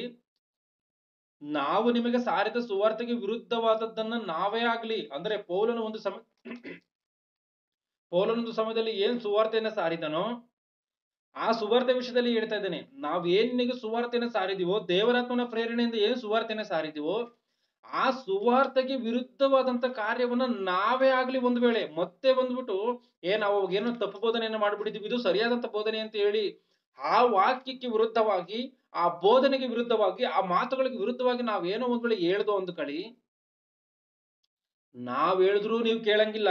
ಯಾಕಂದ್ರೆ ಒಂದು ಸಾರಿ ದೇವರಾತ್ಮನ ಪ್ರೇರಣೆ ಮೂಲಕವಾಗಿ ಏನ್ ಬೋಧನೆ ಮಾಡಿದ್ವೋ ಅದೇ ಕರೆಕ್ಟು. ಇವತ್ತು ಒಂದ್ ವೇಳೆ ಬಂದು ಮತ್ತೆ ನಾಳೆ ಒಂದ್ ವೇಳೆ ಬಂದು ಮತ್ತೆ ಅದ್ ಸರಿ ಇಲ್ಲ ಇದೇ ಸರಿ ಅಂತ ಹೇಳಿ ನಾನು ಅದನ್ನ ಏನೋ ಬದಲಾವಣೆ ಮಾಡುವಂತ ಬೋಧನೆಯನ್ನ ನಾನು ಮಾಡಿದ್ರೆ ಅಂದ್ರೆ ಶಾಪಗ್ರಸ್ತನಾಗ್ಬೇಕಂತೆ. ಇಲ್ಲ ಅದೇ ಇದೆ. ನಾವು ನಿಮಗೆ ಸಾರಿದ ಸುವಾರ್ತೆಗೆ ವಿರುದ್ಧವಾದಂತದನ್ನ ಮತ್ತೆ ನಾವೇ ಆಗ್ಲಿ, ಪರಲೋಕದಿಂದ ಬಂದ ದೂತನೇ ಆಗ್ಲಿ, ಪರಲೋಕದಿಂದ ಬಂದಿರುವಂತ ದೂತನೇ ಆಗ್ಲಿ ನಿಮಗೆ ಸಾರಿದರೆ ಶಾಪಗ್ರಸ್ತನಾಗಲಿ. ಪರಲೋಕದಿಂದ ಒಂದ್ ವೇಳೆ ದೇವದೂತನ ಬಂದು ಏನೋ ಈ ಪೌಲನವರು ಅಪೊಸ್ತಲರು ಮಾಡಿರುವಂತದ್ದು ತಪ್ಪು ಎಂಬುದಾಗಿ ಹೇಳಿ ಬೇರೆ ಮಾತುಗಳನ್ನ ಹೇಳುವಂತಂದ್ರೆ ಶಾಪಗ್ರಸ್ತನಾಗ್ಬೇಕಂತೆ. ಕೊನೆಯದಾಗಿ ನಾವು ನಿಮಗೆ ಬೇರೆ ಮಾತುಗಳನ್ನ ಹೇಳಿದ್ರೆ ನಾವು ಕೂಡ ಶಾಪಗ್ರಸ್ತರಾಗ್ಲಿ ಎಂಬುದಾಗಿ ಹೇಳ್ತಾ ಇದ್ದೇನೆ. ಅಂದ್ರೆ ಪೌಲನು ಪವಿತ್ರಾತ್ಮನ ಪ್ರೇರಣೆಯಿಂದ ಮಾತನಾಡಿರುವಂತ ಮಾತುಗಳು ಎಷ್ಟು ಶ್ರೇಷ್ಠವಾದಂತವುಗಳು ಒಂದ್ಸಾರಿ ಆಲೋಚನೆ ಮಾಡಿ.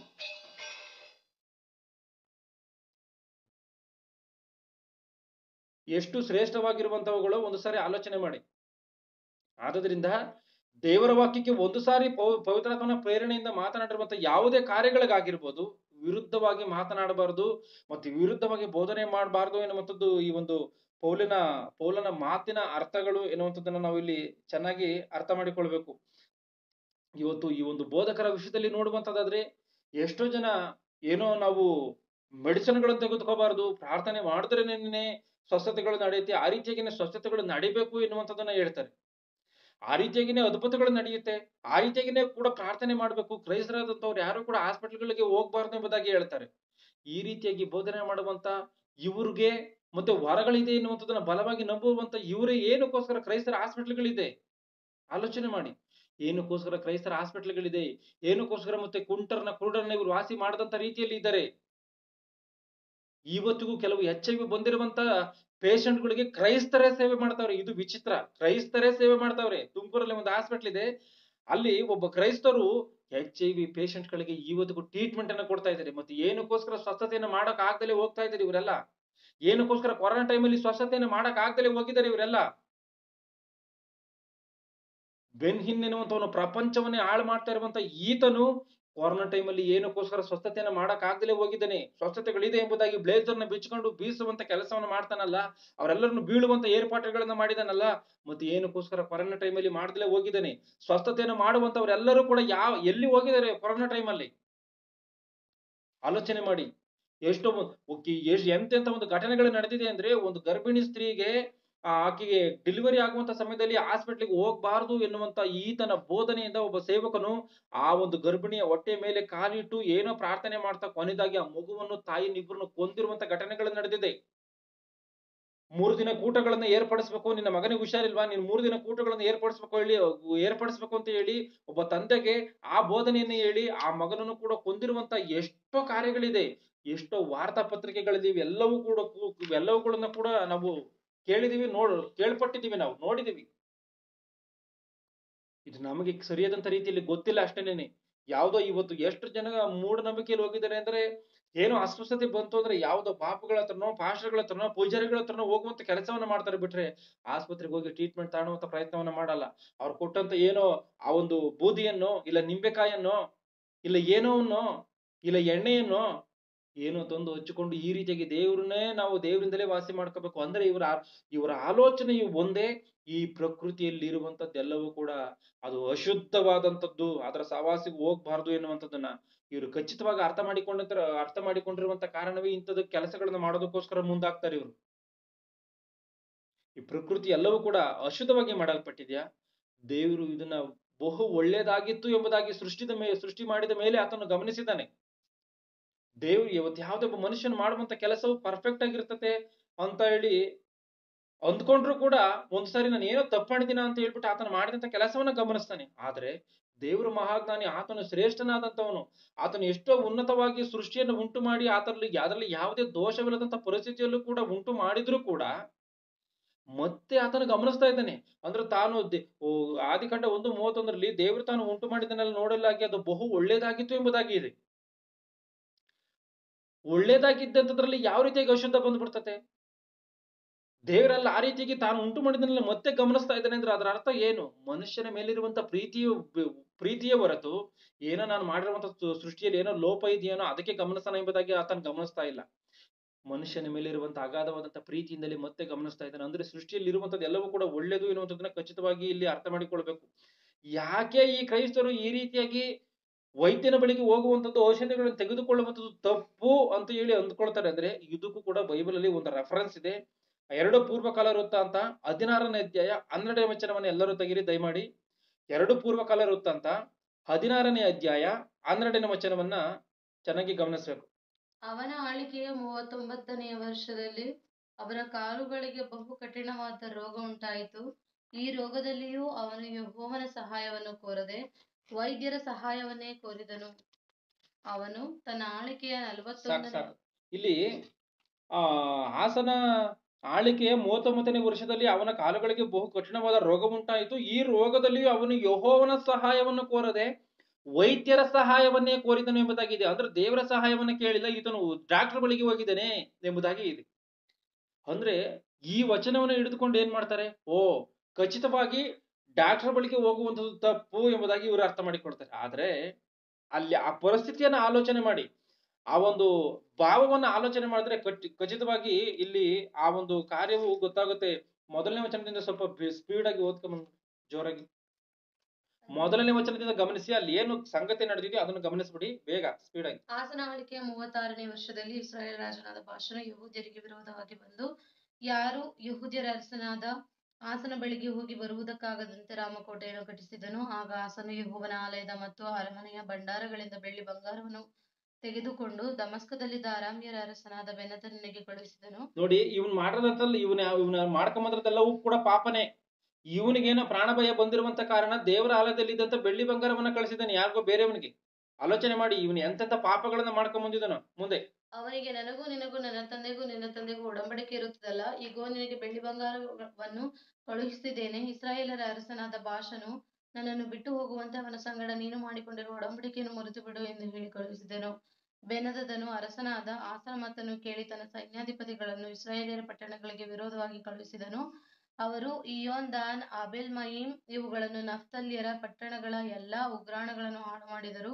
ಬಾಷನು ಈ ಸುದ್ದಿಯನ್ನು ಕೇಳಿದಾಗ ರಾಮಕೋಟೆಯನ್ನು ಕಟ್ಟಿಸುವ ಕೆಲಸವನ್ನು ನಿಲ್ಲಿಸಿಬಿಟ್ಟನು. ಅನಂತರ ಅರಸನಾದ ಆಸನು ಎಲ್ಲ ಯಹೂದ್ಯರನ್ನು ಕರೆಸಿ, ಬಾಷನು ರಾಮಕೋಟೆಗಾಗಿ ತರಿಸಿದ ಕಲ್ಲು ಮರಗಳನ್ನು ಇವರ ಮುಖಾಂತರವಾಗಿ ತೆಗೆದುಕೊಂಡು ಹೋಗಿ ಗೆಬ, ಮಿಚ್ಚ ಎಂಬ ಪಟ್ಟಣಗಳನ್ನು ಭದ್ರಪಡಿಸಿದನು. ಆ ಕಾಲದಲ್ಲಿ ದರ್ಶಿಯಾದ ಹನಾನಿಯು ಯಹೂದ್ಯರ ಅರಸನಾದ ಆಸನ ಬಳಿಗೆ ಬಂದು ಅವನಿಗೆ, ನೀನು ನಿನ್ನ ದೇವರಾದ ಯೆಹೋವನ ಮೇಲೆ ಆತುಕೊಳ್ಳದೆ ಅರಾಮ್ಯರ ಅರಸನ ಮೇಲೆ ಆತುಕೊಂಡಿದ್ದರಿಂದ ಅರಾಮ್ ರಾಜನ ಇಲ್ಲಿ ನೋಡಿ, ಚೆನ್ನಾಗಿ ಗಮನಿಸಿ.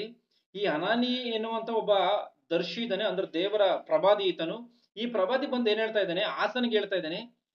ಅಂದ್ರೆ ಆಸನ್ ಏನ್ ತಪ್ಪನ್ನ ಮಾಡಿದ್ನೋ ಆ ಬೇರೆ ಒಂದು ರಾಜನಿಗೆ, ಭಾಷನಿಗೆ ಅಂದ್ರೆ ಇವನು ದೇವರ ಆಲಯದಲ್ಲಿ ಇದ್ದಂತ ಬೆಳ್ಳಿ ಬಂಗಾರವನ್ನ ತೆಗೆದುಕೊಂಡು ಆತನಿಗೆ ಕೊಟ್ಟಂತ ಕಾರಣ, ಇದು ದೇವರ ಲೆಕ್ಕದಲ್ಲಿ ತಪ್ಪಾದಂತ ಕಾರಣ ದೇವರು ಈ ದರ್ಶಿಯನ್ನ ಕಳಿಸಿದ್ದಾನೆ. ಆತನ ಬಂದು ಹೇಳ್ತಾ ಇದ್ದಾನೆ, ನೀನು ದೇವ್ರನ್ನ ಆತ್ಕೋಬೇಕಾಗಿತ್ತು, ಆದ್ರೆ ನೀನು ಏದೋ ಬೇರೆ ಮನುಷ್ಯನನ್ನು ನೀನು ಆತ್ಕೊಂತಾ ಇದೆಯಾ, ನೀನು ಮಾಡಿರುವಂತದ್ದು ತಪ್ಪಲ್ವಾ?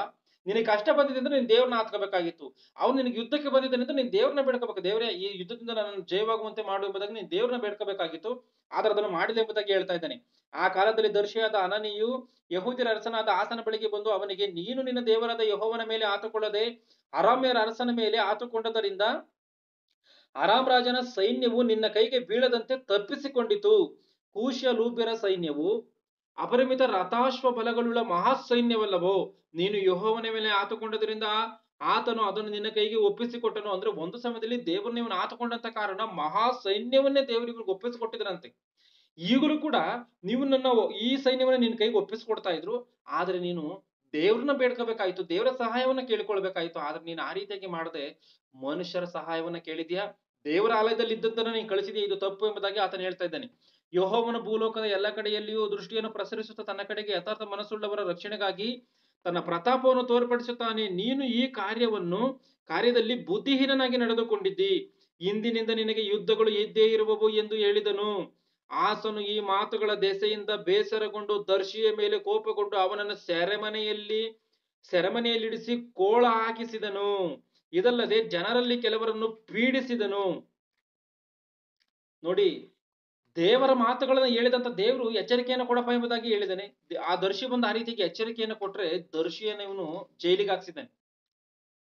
ದರ್ಶಿಯನ್ನ ಇದನ್ನು ಜೈಲಿಗೆ ಹಾಕ್ಸಿ ಏನ್ ಮಾಡಿದ್ದಾನೆ, ಆತನ ಮಾತನ್ನ ಕೇಳಿಲ್ಲ ಮತ್ತೆ ಜನಗಳನ್ನ ಪೀಡಿಸಿದಾನೆ. ಅಂದ್ರೆ ಪಾಪಗಳನ್ನ ಮಾಡ್ಕೊಂಡ್ ಬರ್ತಾ ಇದ್ದಾನೆ ಆಸನ ಎನ್ನುವಂಥದ್ದನ್ನ ಇಲ್ಲಿ ಗಮನಿಸಬೇಕು. ಆಸನ ಪೂರ್ವೋತ್ತರ ಚರಿತ್ರೆಯು ಯೆಹೂದದ ಇಸ್ರಾಯೇಲ್ ರಾಜರ ಗ್ರಂಥದಲ್ಲಿ ಬರೆದಿರುತ್ತದೆ. ಅವನ ಆಳಿಕೆಯ 39ನೇ ವರ್ಷದಲ್ಲಿ ಅವನ ಕಾಲುಗಳಿಗೆ ಬಹು ಕಠಿಣವಾದ ರೋಗ ಉಂಟಾಯಿತು. ಈ ರೋಗದಲ್ಲಿಯೂ ಅವನು ಯೆಹೋವನ ಸಹಾಯವನ್ನು ಕೋರದೆ ವೈದ್ಯರ ಸಹಾಯವನ್ನೇ ಕೋರಿದನು. ವೈದ್ಯರ ಸಹಾಯವನ್ನ ಕೋರಿದನಂತೆ. ಅವನು ತನ್ನ ಆಳಿಕೆಯ 49ನೇ ವರ್ಷದಲ್ಲಿ ತೀರಿಕೊಂಡು ಪಿತೃಗಳ ಬಳಿಗೆ ಸೇರಲು, ಅಂದ್ರೆ ಅವನಲ್ಲಿ ಏನ್ ಮಾಡಿದಾನೆ, ವೈದ್ಯರ ಸಹಾಯವನ್ನ ಕೇಳ್ಕೊಂಡ ಎಂಬುದಾಗಿದೆ. ಅಂದ್ರೆ ಆತನು ವೈದ್ಯರ ಸಹಾಯವನ್ನ ಕೇಳಿಕೊಂಡಿರುವಂತದ್ರಲ್ಲಿ ತಪ್ಪಿಲ್ಲ. ಚೆನ್ನಾಗಿ ಮಾತನ್ನ ಗಮನಿಸ್ಬೇಕು, ನೀವು ಆಲೋಚನೆ ಮಾಡಿ ಅರ್ಥ ಮಾಡಿಕೊಳ್ಬೇಕು. ಆತನ ಏನೋ ಮೆಡಿಸಿನ್ ಅನ್ನು ತೆಗೆದುಕೊಂಡಿದ್ದಕ್ಕೋಸ್ಕರ ಡಾಕ್ಟರ್ ಬಳಿಗೆ ಹೋಗಿರುವಂತದ್ದು ತಪ್ಪಿಲ್ಲ, ಆದ್ರೆ ಅವನು ದೇವರನ್ನ ಬೇಡಿಕೊಳ್ಳಲಿಲ್ವಲ್ಲ, ಅದು ತಪ್ಪು. ಅವನ ಮೇಲೆ ಏನು ಬೇರೆ ಮನುಷ್ಯನನ್ನ ಆತುಕೊಂಡಿದ್ದಾನೋ, ಬೇರೆ ಮನುಷ್ಯನನ್ನ ಆತುಕೊಂಡಿದ್ದಂಥದ್ದು ತಪ್ಪು. ಅವನು ಅವ್ರಿಗೋಸ್ಕರನ ಆ ಯೆಹೋವನ ಆಲಯದಲ್ಲಿ ಇದ್ದಂತ ವಸ್ತುಗಳನ್ನ ಕೊಟ್ಟಿದ್ದು 2ನೇ ತಪ್ಪು. ದರ್ಶಿಯ ಮಾತನ್ನ ಕೇಳ್ದಲೇ ಇರುವಂತದ್ದು 3ನೇ ತಪ್ಪು. ಅವನನ್ನ ಜೈಲಲ್ಲಿ ಇಡಿಸಿದಂಥದ್ದು 4ನೇ ತಪ್ಪು. ಆ ಜನಗಳನ್ನು ಕೂಡ ಪೀಡಿಸಿದಂಥದ್ದು 5ನೇ ತಪ್ಪು. ಅಂದ್ರೆ ಇವೆಲ್ಲ ತಪ್ಪುಗಳನ್ನ ಮಾಡ್ಕೊಂಡೇ ಬಂದಿದ್ದಾನೆ. ಈ ತಪ್ಪುಗಳಿಗೆ ತಕ್ಕಂತಾನೆ ಆತನಿಗೆ ಕಾಲಗಳಿಗೆ ರೋಗ ಬಂದಿದೆ. ಇವನ್ ಏನ್ ಮಾಡ್ಬೇಕು ಅವಾಗ? ದೇವರೇ ನಾನು ತಪ್ಪನ್ನ ಮಾಡಿದ್ದೀನಿ, ನಾನು ಕ್ಷಮಿಸು, ನನಗೆ ಆರೋಗ್ಯವನ್ನು ಕೊಡು ಎಂಬುದಾಗಿ ಕೇಳಬೇಕು. ಅವನು ಆ ರೀತಿಯಾಗಿ ದೇವರ ಹತ್ರ ಕ್ಷಮಾಪಣೆಯನ್ನು ಕೇಳಿ ಯಾವ ಡಾಕ್ಟರ್ ಬಳಿಗೆ ಹೋಗಿದ್ರು ಕೂಡ ತಪ್ಪಿಲ್ಲ. ಆದ್ರೆ ಗರ್ವಿಷ್ಠನಾಗಿ ಅವನು ದೇವರ ವಿಚಾರವನ್ನ ಅವನು ಮಾಡಿರುವಂತ ತಪ್ಪಿಕತನು ಪಶ್ಚಾತ್ತಾಪ ಪಡದಂತ ರೀತಿಯಲ್ಲಿ ಗರ್ವಿಷ್ಠನಾಗಿಯೇ ಹೋಗಿದ್ದಾನೆ. ಏನೋ ಮೆಡಿಸಿನ್ ಅನ್ನು ತೆಗೆದುಕೊಂಡಿದ್ದಾನೆ. ಈಗ ಮೆಡಿಸಿನ್ ತೆಗೆದುಕೊಂಡ ಕ್ಷಣಕ್ಕೆ ಅವನೇನು ವಾಸಿಯಾಗಿದ್ದಾನ? ಸತ್ತಿದ್ದಾನೆ ಎಂಬುದಾಗಿದೆ ಬೈಬಲ್ ಅಲ್ಲಿ. ಆಲೋಚನೆ ಮಾಡಿ. ಆತನು ಅಲ್ಲಿ ಮೆಡಿಸಿನ್ ತೆಗೆದುಕೊಂಡಿದ್ದಲ್ಲ, ಡಾಕ್ಟರ್ ಬಳಿಗೆ ಹೋಗಿದ್ದಲ್ಲ ತಪ್ಪು. ಅವನು ಪಶ್ಚಾತ್ತಾಪ ಪಡದಲೇ ಇರುವಂತದ್ದೇ ತಪ್ಪು. ಇದನ್ನು ನಾವು ಇಲ್ಲಿ ಸರಿಯಾದಂತ ರೀತಿಯಲ್ಲಿ ಗಮನಿಸಬೇಕು. ಅಂದ್ರೆ ದೇವರು ಪ್ರಕೃತಿಯಲ್ಲಿ ಈ ಒಂದು ರೋಗಕ್ಕೆ ಸಂಬಂಧಿಸಿದಂತ ಮೆಡಿಸಿನ್ಗಳನ್ನ ದೇವರು ಇಟ್ಟಿದ್ದಾನೆ ಅಂತ ನೋಡುವಾಗ, ಸ್ವಸ್ಥತೆ ವರಗಳು ಎನ್ನುವಂಥದ್ದು ಇಲ್ಲದೇ ಇರುವಂತ ಕಾರಣವೇ ಅದು. ಯಾಕಂದ್ರೆ ದೇವರು ಯಾವಾಗ ಇಟ್ಟಿದ್ದಾನೆ? ಆದಿಕಾಂಡದಲ್ಲಿ ಸೃಷ್ಟಿ ಕಾರ್ಯಕ್ರಮದಲ್ಲಿ ಇವೆಲ್ಲವನ್ನ ಇಟ್ಟಿದ್ದಾನೆ. ಏನಕ್ಕೋಸ್ಕರ ಅವಾಗಲೇ ಇಡಬೇಕು? ಸ್ವಸ್ಥತೆ ವರಗಳು ಎನ್ನುವಂಥದ್ದು ಇದ್ದಿದ್ರೆ ಏನಕ್ಕೋಸ್ಕರ ದೇವರು ಇದನ್ನ ಇಡ್ತಾ ಇದ್ರ? ಕೆಲವರು ಮೂಢ ಬೋಧಕರು ಏನ್ ಬೋಧನೆ ಮಾಡ್ತಾನೆ ಅಂದ್ರೆ, ನಂಬಿಕೆ ಇಲ್ಲದಂತವರಿಗೆ ಡಾಕ್ಟರ್ಗಳು ಎಂಬುದಾಗಿ ಹೇಳ್ತಾರೆ. ಅಂದ್ರೆ ನಂಬಿಕೆ ಇದ್ದಂತವರಿಗೆ ಇವತ್ತು ಸ್ವಸ್ಥತೆಗಳಾಗೋಗ್ಬಿಡ್ತದ? ಖಚಿತವಾಗಿ ಯಾವ ಒಂದು ಮೆರಕಲ್ಗಳು ಕೂಡ ನಡೆಯಲ್ಲ. ದೇವ್ರ ದಯೆ ತೋರಿಸಿದ್ರೆ ಏನನ್ ಬೇಕಾದ್ರೂ ಮಾಡ್ಬೋದು. ಅದು ಬಿಟ್ಬಿಡಿ, ದೇವರ ವಿಷಯದಲ್ಲಿ ನಾನು ಮಾತಾಡ್ತಾ ಇಲ್ಲ. ಮನುಷ್ಯರಿಗೆ ಅಂತ ಅಧಿಕಾರಗಳಿಲ್ಲ. ಈಗ ದೇವರು ಒಂದ್ ವೇಳೆ ಸ್ವಸ್ಥತೆಯನ್ನ ಮಾಡಬೇಕು ಅಂದ್ರೆ ಅಷ್ಟು ಈಸಿ ಅಲ್ಲ. ನೀನ್ ನೀತಿ ಮಾರ್ಗದಲ್ಲಿ ಬರ್ಬೇಕು, ನೀತಿ ಮಾರ್ಗದಲ್ಲಿ ನಡಿಬೇಕು. ನೀನು ದೇವರ ಕಷ್ಟಗಳು ಏನೇ ಬರ್ಲಿ ಅದನ್ನ ಸಹಿಸ್ಕೊಂಡು ಹೋಗ್ಬೇಕು. ದೇವ್ರಿಗೆ ಮನಸ್ಸಿದ್ರೆ ಒಂದ್ ವೇಳೆ ವಾಸಿ ಮಾಡ್ತಾನೆ, ಮನಸ್ಸಿಲ್ಲ ಅಂದ್ರೆ ನಿನ್ನನ್ನು ಹಂಗೆ ಬಿಡ್ತಾನೆ. ಯಾಕೆಂದ್ರೆ ಲಾಜರನು ಮೈ ತುಂಬಾ ಉಣ್ಣದಂತವನಂತೆ, ನೀತಿವಂತನು ಪರದೇಶದಲ್ಲಿ ಹೋಗಿದ್ದಾನೆ, ಮತ್ತೆ ಅವನಿಗೇನಕ್ಕೆ ವಾಸಿ ಮಾಡಿಲ್ಲ? ಮನುಷ್ಯನಿಗೆ ಹೋಗ್ಬೇಕಾಗಿರುವಂತದ್ದು ರೋಗವಲ್ಲ, ಪಾಪವೇ. ಚೆನ್ನಾಗಿ ಇದನ್ನ ಅರ್ಥ ಮಾಡಿಕೊಳ್ಬೇಕು. ಅಂದ್ರೆ ದೇವರು ಸೃಷ್ಟಿಯನ್ನು ಉಂಟು ಮಾಡುವಂತ ಸಮಯದಲ್ಲಿ ಈ ಮೆಡಿಸಿನ್ಗಳನ್ನ ಏನಕ್ಕೋಸ್ಕರ ಇಟ್ಟಿದ್ದಾನೆ? ಒಂದು ಸಮಯದಲ್ಲಿ ಆತನ ನಾನು ವರಗಳನ್ನ ಕೊಡ್ತೀನಿ, ವರಗಳು ಅನ್ನುವಂಥದ್ದು ಹಂಗೆ ಇರ್ತದೆ ಶಾಶ್ವತವಾಗಿ ಅಂತ ಅಂದಿದ್ರೆ ಮೆಡಿಸಿನ್ಗಳನ್ನ ದೇವ್ರ ಭೂಮಿ ಮೇಲೆ ಇಡ್ತಿರ್ಲಿಲ್ಲ ಇವತ್ತು. ಆದರೆ ದೇವ್ರ ಮೆಡಿಸಿನ್ ಅನ್ನ ಪ್ರಕೃತಿಯಲ್ಲಿ ಇಟ್ಟಿದ್ದಾನೆ ಅಂದ್ರೆ ವರಗಳೇನುವಂಥದ್ದು ಒಂದ್ ಸ್ವಲ್ಪ ದಿನ ಇರ್ತದೆ, ಆಮೇಲೆ ಹೋಗ್ತತೆ. ಆದ್ರಿಂದಲೇ ಮೆಡಿಸಿನ್ ಖಚಿತವಾಗಿ ಬೇಕೇ ಬೇಕು ಎನ್ನುವಂಥದ್ದು ದೇವರ ಒಂದು ಭವಿಷ್ಯತ್ ಪ್ರಣಾಳಿಕೆ ಆಗಿರುವಂತ ಕಾರಣವೇ ದೇವ್ರೇನ್ ಮಾಡಿದಾನೆ? ಇದನ್ನೆಲ್ಲವನ್ನ ಇಟ್ಟಿದ್ದಾನೆ. ಈ ಒಂದು ಔಷಧಿಯನ್ನ ಇಟ್ಟಿದನೋ ಇಲ್ವೋ, ಒಂದು ಸಾರಿ 2 ಅರಸುಗಳು 20ನೇ ಅಧ್ಯಾಯವನ್ನ 2 ಅರಸುಗಳು 20ನೇ ಅಧ್ಯಾಯ 7ನೇ ವಚನದಿಂದ ಓದಿ. ಯೆಶಾಯನು ಒಂದು ಅಂಜೂರ ಹಣ್ಣಿನ ಉಂಡೆಯನ್ನು ತರಿಸಿ ಅದನ್ನು ಕುರುವಿನ ಮೇಲೆ ಇಡಿಸಿದಾಗ ಹಿಜ್ಕೀಯನು ಗುಣ ಹೊಂದಿದನು. ಹಿಜ್ಕೀಯನಿಗೆ ಅಸ್ವಸ್ಥತೆ ಬಂದಿದೆ. ಹಿಜ್ಕೀಯನಿಗೆ ಅಸ್ವಸ್ಥತೆ ಬಂದಂತ ಸಮಯದಲ್ಲಿ ಆತನು ಯಾವ ರೀತಿಯಾಗಿ ವಾಸ ಮಾಡಿದ್ದಾನೆ? ಯೆಶಾಯನ ಒಂದು ಅಂಜೂರದ ಹಣ್ಣಿನ ಉಂಡೆಯನ್ನು ತರಿಸಿ ಅವನ ಕುರುವಿನ ಮೇಲೆ ಇಡಿಸಿದಾಗ ಅವನಿಗೆ ಕುರು ಎನ್ನುವಂತ ಒಂದು ಕಾಯಿಲೆ ಬಂದಿದೆ, ಆ ರೋಗ ಬಂದಿದೆ, ಗೆಡ್ಡೆ ತರದ್ ಬಂದಿದೆ. ಅಂಜೂರದ ಹಣ್ಣಿನ ಉಂಡೆಯನ್ನು ಅದ್ರ ಮೇಲೆ ಇಟ್ಟ ಕ್ಷಣಕ್ಕೆ ವಾಸಿಯಾಗಿದೆಯಂತೆ. ಆಲೋಚನೆ ಮಾಡಿ. ಕೆಲವು ಸರಿ ನಮಗೆ ಜ್ವರ ಬಂದಂತ ಸಮಯದಲ್ಲಿ ಬಟ್ಟೆಯನ್ನ ತೇವ ಮಾಡಿ ನಮ್ಮ ತಲೆಯ ಮೇಲೆ ಇಟ್ಟ ಕ್ಷಣಕ್ಕೆ ಸ್ವಲ್ಪ ಮಟ್ಟಿಗೆ ಕಡಿಮೆ ಆಗುವಂತದ್ದಾಗಿರ್ತದೆ. ಆ ರೀತಿಯಾಗಿ ಆ ಒಂದು ಇದನ್ನ ಇಟ್ಟಾಗ, ಅಂಜೂರದ ಹಣ್ಣಿನ ಉಂಡೆಯನ್ನು ಇಟ್ಟಾಗ ಅವನಿಗೆ ಆ ರೋಗವು ಗುಣವಾಗಿದೆ. ಅಂದ್ರೆ ಆತನು ಅಲ್ಲಿ ಏನ್ ಮಾಡ್ತಾನೆ? ಸ್ವಾಮಿ, ನಾನು ತಪ್ಪನ್ನ ಮಾಡಿದ್ದೀನಿ, ನಾನು ಹಿಂದಿನ ಸಮಯದಲ್ಲಿ ನಾನು ನೀತಿವಂತನಾಗಿ ಬದುಕಿದ್ದೇನೆ ಅಂತ ಜ್ಞಾಪಿಸ್ಕೊಂಬುದಾಗಿ ಆತನು ಮೊದಲು ದೇವರ ಹತ್ರ ಮಾನಸಾಂತರ ಪಟ್ಟಿದ್ದಾನೆ. ದೇವರ ಬಳಿಯಲ್ಲಿ ದೇವರ ಬಳಿಯಲ್ಲಿ ಆತನು ಹಿಜ್ಕೀಯನು ಮಾನಸಾಂತರ ಪಟ್ಟಿದ್ದಾನೆ. ಯಾಕೆಂದ್ರೆ ಹಿಜ್ಕೀಯನಿಗೆ ಮೊದಲು ಹೇಳ್ತಾನೆ, ನೀನು ಸಾಯ್ಬೇಕಾಗಿದೆ, ನಿನ್ನ ಮನೆ ವಿಷಯದಲ್ಲಿ ನಿನ್ನ ವ್ಯವಸ್ಥೆಯನ್ನ ಮಾಡ್ಬಿಡು, ಏರ್ಪಾಟನ್ನ ಮಾಡು, ನೀನು ಸಾಯ್ಬೇಕು ಎಂಬುದಾಗಿ. ಈ ಮಾತನ್ನ ಕೇಳ್ತಿದ್ದಂಗೆ ಆತನು ಗೋಡೆ ಕಡೆ ತಿರುಗಿಕೊಂಡು ಗೋಳಾಡಿ, ದೇವರೇ ನಾನು ಪಶ್ಚಾತ್ತಾಪ ಪಡ್ತಿದ್ದೀನಿ ಎಂಬುದಾಗಿ ಆತನು ಬೇಡ್ಕೊಂಡಂತ ಕಾರಣ ದೇವ್ರೇನ್ ಮಾಡ್ತಾನೆ? ಅವನಿಗೆ 15 ವರ್ಷ ಆಯುಷ್ಕಾಲವನ್ನು ಕೂಡಿಸ್ತಾರೆ, ನೀನ್ ಸಾಯಲ್ಲ ಎಂಬುದಾಗಿ ಹೇಳ್ತಾರೆ. ಹಂಗಂತ ಹೇಳಿದ ತಕ್ಷಣಕ್ಕೆ ಆತನಿಗೆ ವಾಸಿ ಆಗಿಲ್ಲ. ಅಲ್ಲೂ ಯೆಶಾಯನ್ ಬಂದು ಏನ್ ಮಾಡಿದ್ದಾನೆ? ಟ್ರೀಟ್ಮೆಂಟ್ ಕೊಟ್ಟಿದೆ. ಏನ್ ಟ್ರೀಟ್ಮೆಂಟ್ ಕೊಟ್ಟಿದ್ದಾನೆ ಒಂದ್ಸರಿ ನೋಡಿ. ಆ ಒಂದು ಅಂಜೂರದ ಹಣ್ಣಿನ ಉಂಡೆಯನ್ನು ತರಿಸಿ ಅವನ ಕುರುವಿನ ಮೇಲೆ ಇಡಿಸಿದ ಕ್ಷಣಕ್ಕೆ ವಾಸಿಯಾಗಿದೆ. ದೇವರ ಹತ್ರ ಪಶ್ಚಾತ್ತಾಪ ಪಟ್ಟಿದ್ದಾನೆ, ಯೆಶಾಯನ ಅಲ್ಲಿ ಟ್ರೀಟ್ಮೆಂಟ್ ಅನ್ನು ಕೊಟ್ಟಿದ್ದಾನೆ, ವಾಸಿಯಾಗಿದೆ. ಆ ರೀತಿಯಾಗಿ ಆ ಲಾಸನು ಕೂಡ ದೇವರ ಹತ್ರ ಪಶ್ಚಾತ್ತಾಪ ಪಟ್ಟು ಡಾಕ್ಟರ್ ಟ್ರೀಟ್ಮೆಂಟ್ ತಗೊಂಡಿದ್ರೆ ಬದುಕೆ ಉಳಿತಿದ್ದ. ಆದ್ರೆ ಅದನ್ನ ಮಾಡದಲ್ಲೇ ಅವನು ತನ್ನ ಪ್ರಾಣವನ್ನ ಕಳ್ಕೊಂಡಿದ್ದಾನೆ ಎನ್ನುವಂಥದ್ದು ಖಚಿತವಾಗಿ ಇಲ್ಲಿ ಅರ್ಥವಾಗುತ್ತೆ. ಅಂದ್ರೆ ಈ ಪ್ರಕೃತಿಯಲ್ಲಿ ಮೆಡಿಸಿನ್ ಇದೆಯಾ? ಮೆಡಿಸಿನ್ ಇದೆ. ಈ ಒಂದು ವಿಷಯವನ್ನ ತಿಳಿಸುವಂತ ಕೆಲಸವನ್ನು ಯೇಸು ಕ್ರಿಸ್ತನು ಕೂಡ ಮಾಡಿದ್ದಾನೆ. ಯೋಹಾನ ಸುವಾರ್ತೆ 9ನೇ ಅಧ್ಯಾಯ 6ನೇ ವಚನವನ್ನು ಓದಿ. ಯೋಹಾನ ಸುವಾರ್ತೆ 9ನೇ ಅಧ್ಯಾಯ 6ನೇ ವಚನ. ಇದನ್ನು ಹೇಳಿ ನೆಲದ ಮೇಲೆ ಉಗುಳಿ ಆ ಉಗುಳಿನಿಂದ ಕೆಸರು ಮಾಡಿ ಆ ಕೆಸರನ್ನು ಅವನ ಕಣ್ಣುಗಳಿಗೆ ಹಚ್ಚಿ, ನೀನು ಸಿಲೋವ ಕೊಳಕ್ಕೆ ಹೋಗಿ ತೊಳಕು ಅಂದನು. ನೋಡಿ, ಇಲ್ಲಿ ಯೇಸು ಕ್ರಿಸ್ತನ್ ಏನ್ ಮಾಡ್ತಾ ಇದ್ದಾನೆ? ಲಾಜರನು ಸತ್ತು 4 ದಿನವಾಗಿದ್ದಾಗ ಲಾಜರ್ನೇ ಎದ್ದು ಹೊರಗೆ ಬಾ ಎಂಬುದಾಗಿ ಹೇಳಿದ್ದಾನೆ. ಸತ್ತು ಹೋಗಿರುವಂತವನು, ಅಂದ್ರೆ ಶರೀರವು ಕೂಡ ಸತ್ತು ಹೋಗಿದೆ. ಸತ್ತು 4 ದಿನ ಆದ್ಮೇಲೆ ಯಾವ ರೀತಿಯಾಗಿರುತ್ತದೆ ಶರೀರ? ಆಲೋಚನೆ ಮಾಡಿ. ಒಂದು ದಿನಕ್ಕೆ ಭಯಂಕರವಾದಂತ ಸ್ಥಿತಿಯಲ್ಲಿ ಗಡಸಾಗಿ ಹೋಗುತ್ತೆ. ಆದ್ರೆ 4 ದಿನದಲ್ಲಿ ಯಾವ ರೀತಿಯಾಗಿರ್ತದೆ? ಕಣ್ಣಿನಲ್ಲಿ ಜೀವ ಇರುತ್ತಾ? ಯಾವುದೋ ಒಬ್ಬ ಒಬ್ಬ ವ್ಯಕ್ತಿಯ ಒಂದು ಬಾಡಿಯಲ್ಲಿ ಕಣ್ಣು ಜೀವಂತವಾಗಿರ್ಬೇಕು ಅಂತಂದ್ರೆ ಕೆಲವು ಗಂಟೆಗಳು. ಕಿಡ್ನಿ ಜೀವಂತವಾಗಿರ್ಬೇಕಂದ್ರೆ ಕೆಲವು ಗಂಟೆಗಳು ಮಾತ್ರ ಕೆಲವೊಂದು ಅವಯವಗಳಿಗೆ, ಎಲ್ಲ ಅವಯವಗಳಿಗಲ್ಲ. ಕೆಲವೊಂದು ಅವಯವಗಳಿಗೆ. ಈ ಕಾಲನ್ನ ತೆಗೆದು ಹಾಕ್ಬೋದಾ? ಒಂದ್ಸಲ ಸತ್ಬಿಟ್ಟು ಒಂದ್ ನಿಮಿಷ ಆಗಿದೆ ಅಷ್ಟೇನೆ ಅಂತ ಹೇಳಿ ಕಾಲ್ ತೆಗ್ದು ಹಾಕ್ಬೋದಾ? ಕೆಲವೊಂದು ಅವಯವಗಳಿಗೆ ಕೆಲವೊಂದು ಸಮಯಗಳು ಏನಾಗುತ್ತೆ, ಬದುಕಿರುವಂತ ಕಾರ್ಯಗಳಿರ್ತದೆ. ಆದ್ರೆ ಸತ್ತು 4 ದಿನ ಆಗಿದೆ ಎಂದು ನೋಡುವಾಗ ಕಂಪ್ಲೀಟ್ ಆಗಿ ಯಾವ್ದ್ರಲ್ಲೂ ಕೂಡ ಜೀವ ಇರಲ್ಲ. ರಕ್ತದಲ್ಲಿ ಇರಲ್ಲ, ಕಣ್ಣಿನಲ್ಲಿ ಇರಲ್ಲ, ಇನ್ನೊಂದರಲ್ಲಿ ಮತ್ತೊಂದರಲ್ಲಿ ಯಾವ್ದ್ರಲ್ಲೂ ಇರಲ್ಲ. ಅಂತ ಒಂದು ಸಮಯದಲ್ಲಿ ನೀನು ಎದ್ದು ಬಾ ಎಂಬುದಾಗಿ ಆತನ ಹೇಳ್ತಿದ್ದಂಗೆನೆ ಎದ್ದು ಬಂದಿದ್ದಾನೆ. ಅಂದ್ರೆ ಮಾತಿನ ಮೂಲಕವಾಗಿ ಎಬ್ಬಿಸಿದಂತ ಕ್ರಿಸ್ತನು ಕುರುಡನಿಗೂ ಕೂಡ ನಿನಗೆ ಕಣ್ಣು ಬರಲಿ ಎಂಬುದಾಗಿ ಹೇಳ್ಬೋದಾಗಿತ್ತು. ಎಷ್ಟೋ ಜನಕ್ಕೆ ಆ ರೀತಿಯಾಗಿ ಹೇಳಿದ್ದಾನೆ. ಆದ್ರೆ ಈ ಕುರುಡನಿಗೆ ಆ ರೀತಿಯಾಗಿ ಹೇಳ್ತಾ ಇಲ್ಲ. ಏನ್ ಹೇಳಿದಾನೆ? ಯೇಸು ನೆಲದ ಮೇಲೆ ಉಗುಳಿ ಆ ಉಗುಳಿನಿಂದ ಕೆಸರು ಮಾಡಿ ಆ ಕೆಸರನ್ನ ಅವನ ಕಣ್ಣುಗಳಿಗೆ ಹಚ್ಚಿ, ನೆಲದ ಮೇಲೆ ಉಗುಳಿ ಆ ಉಗುಳಿನಿಂದ ಆ ಕೆಸರನ್ನ ಮಾಡ್ಬಿಟ್ಟು ಕಣ್ಣುಗಳಿಗೆ ಹಚ್ಚುತ್ತಾ ಇದ್ದಾನೆ. ಅಂದ್ರೆ ಇಲ್ಲಿ ಕ್ರಿಸ್ತನು ಮಾಡಿದಂಥದ್ದು ಏನು ಅಂತ ಹೇಳಿ ನೋಡುವಾಗ, ಆತನು ಮಾಡಿದಂತ ಕೆಲಸದ ಆ ಒಂದು ಕಾರ್ಯದ ಅರ್ಥ ಏನು ಅಂತ ಹೇಳಿ ನೋಡುವಾಗ, ಈ ಪ್ರಕೃತಿಯಲ್ಲೂ ಕೂಡ ಮೆಡಿಸನ್ ಎನ್ನುವಂಥದ್ದಿದೆ. ಆ ಮೆಡಿಸನ್ ಅನ್ನ ಬಳಸ್ಕೊಂಡ್ರೆ ಮನುಷ್ಯನಿಗೆ ಸ್ವಸ್ಥತೆ ಆಗುತ್ತೆ ಎನ್ನುವಂಥದ್ದನ್ನ ತಿಳಿಸೋದಕ್ಕೋಸ್ಕರವೇ ಈ ಕೆಲಸವನ್ನ ಮಾಡಿದ್ದಾನೆ, ಬಿಟ್ರೆ ಬೇರೆ ಇನ್ನೇನು ಅಲ್ಲ. ಯೆಹೆಜ್ಕೇಲನ ಗ್ರಂಥ 47ನೇ ಅಧ್ಯಾಯ 12ನೇ ವಚನವನ್ನು ಓದಿ. ಯೆಹೆಜ್ಕೇಲನ ಗ್ರಂಥ 47ನೇ ಅಧ್ಯಾಯ 12ನೇ ವಚನ.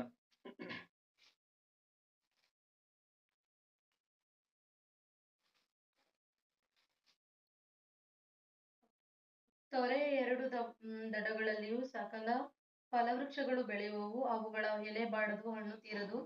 ತೊರೆಯ ನೀರು ಪವಿತ್ರಾಲಯದೊಳಗಿಂದ ಹೊರಟು ಬರುವ ಕಾರಣ ಅವು ತಿಂಗಳುಗಳಲ್ಲಿ ಹೊಸ ಹೊಸ ಫಲವನ್ನು ಕೊಡುತ್ತಿರುವವು.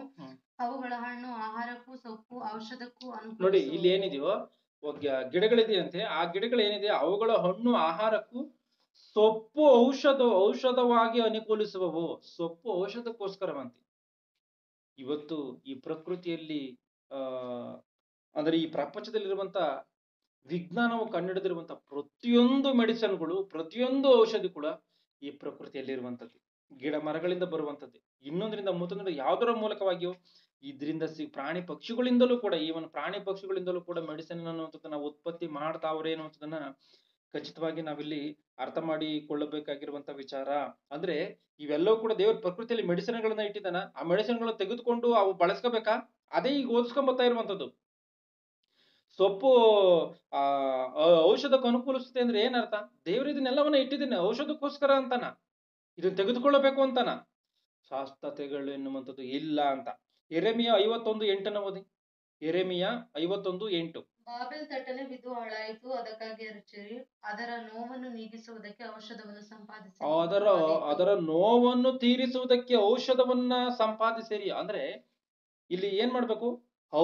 ನೋವನ್ನ ತೀರಿಸಿದ್ರೆ, ಅಂದ್ರೆ ಔಷಧವನ್ನ ಹಾಕಿದ್ರೆ ನೋವು ತೀರುತ್ತಾ? ಹೌದು, ಆ ರೀತಿಯಾಗಿ ತಿಳಿಸುವಂತ ಮಾತಿದ್ದು.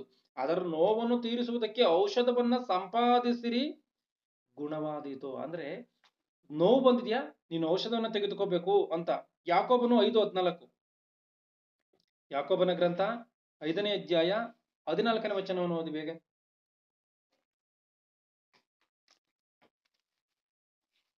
ನಿಮ್ಮಲ್ಲಿ ಅಸ್ವಸ್ಥನಾಗಿರುವವನು ಇದ್ದಾನೋ, ಅವನು ಸಭೆಯ ಹಿರಿಯರನ್ನು ಕರೆ ಕಳಿಸಲಿ, ಅವರು ಕರ್ತನ ಹೆಸರಿನಿಂದ ಅವನಿಗೆ ಎಣ್ಣೆ ಹಚ್ಚಿ ಅವನಿಗೋಸ್ಕರ ದೇವರನ್ನ ಪ್ರಾರ್ಥಿಸಲಿ. ಅಂದ್ರೆ ನಿಮ್ಮಲ್ಲಿ ಯಾರಾದ್ರೂ ಅಸ್ವಸ್ಥತೆ ಬಂದಿದ್ಯಾ?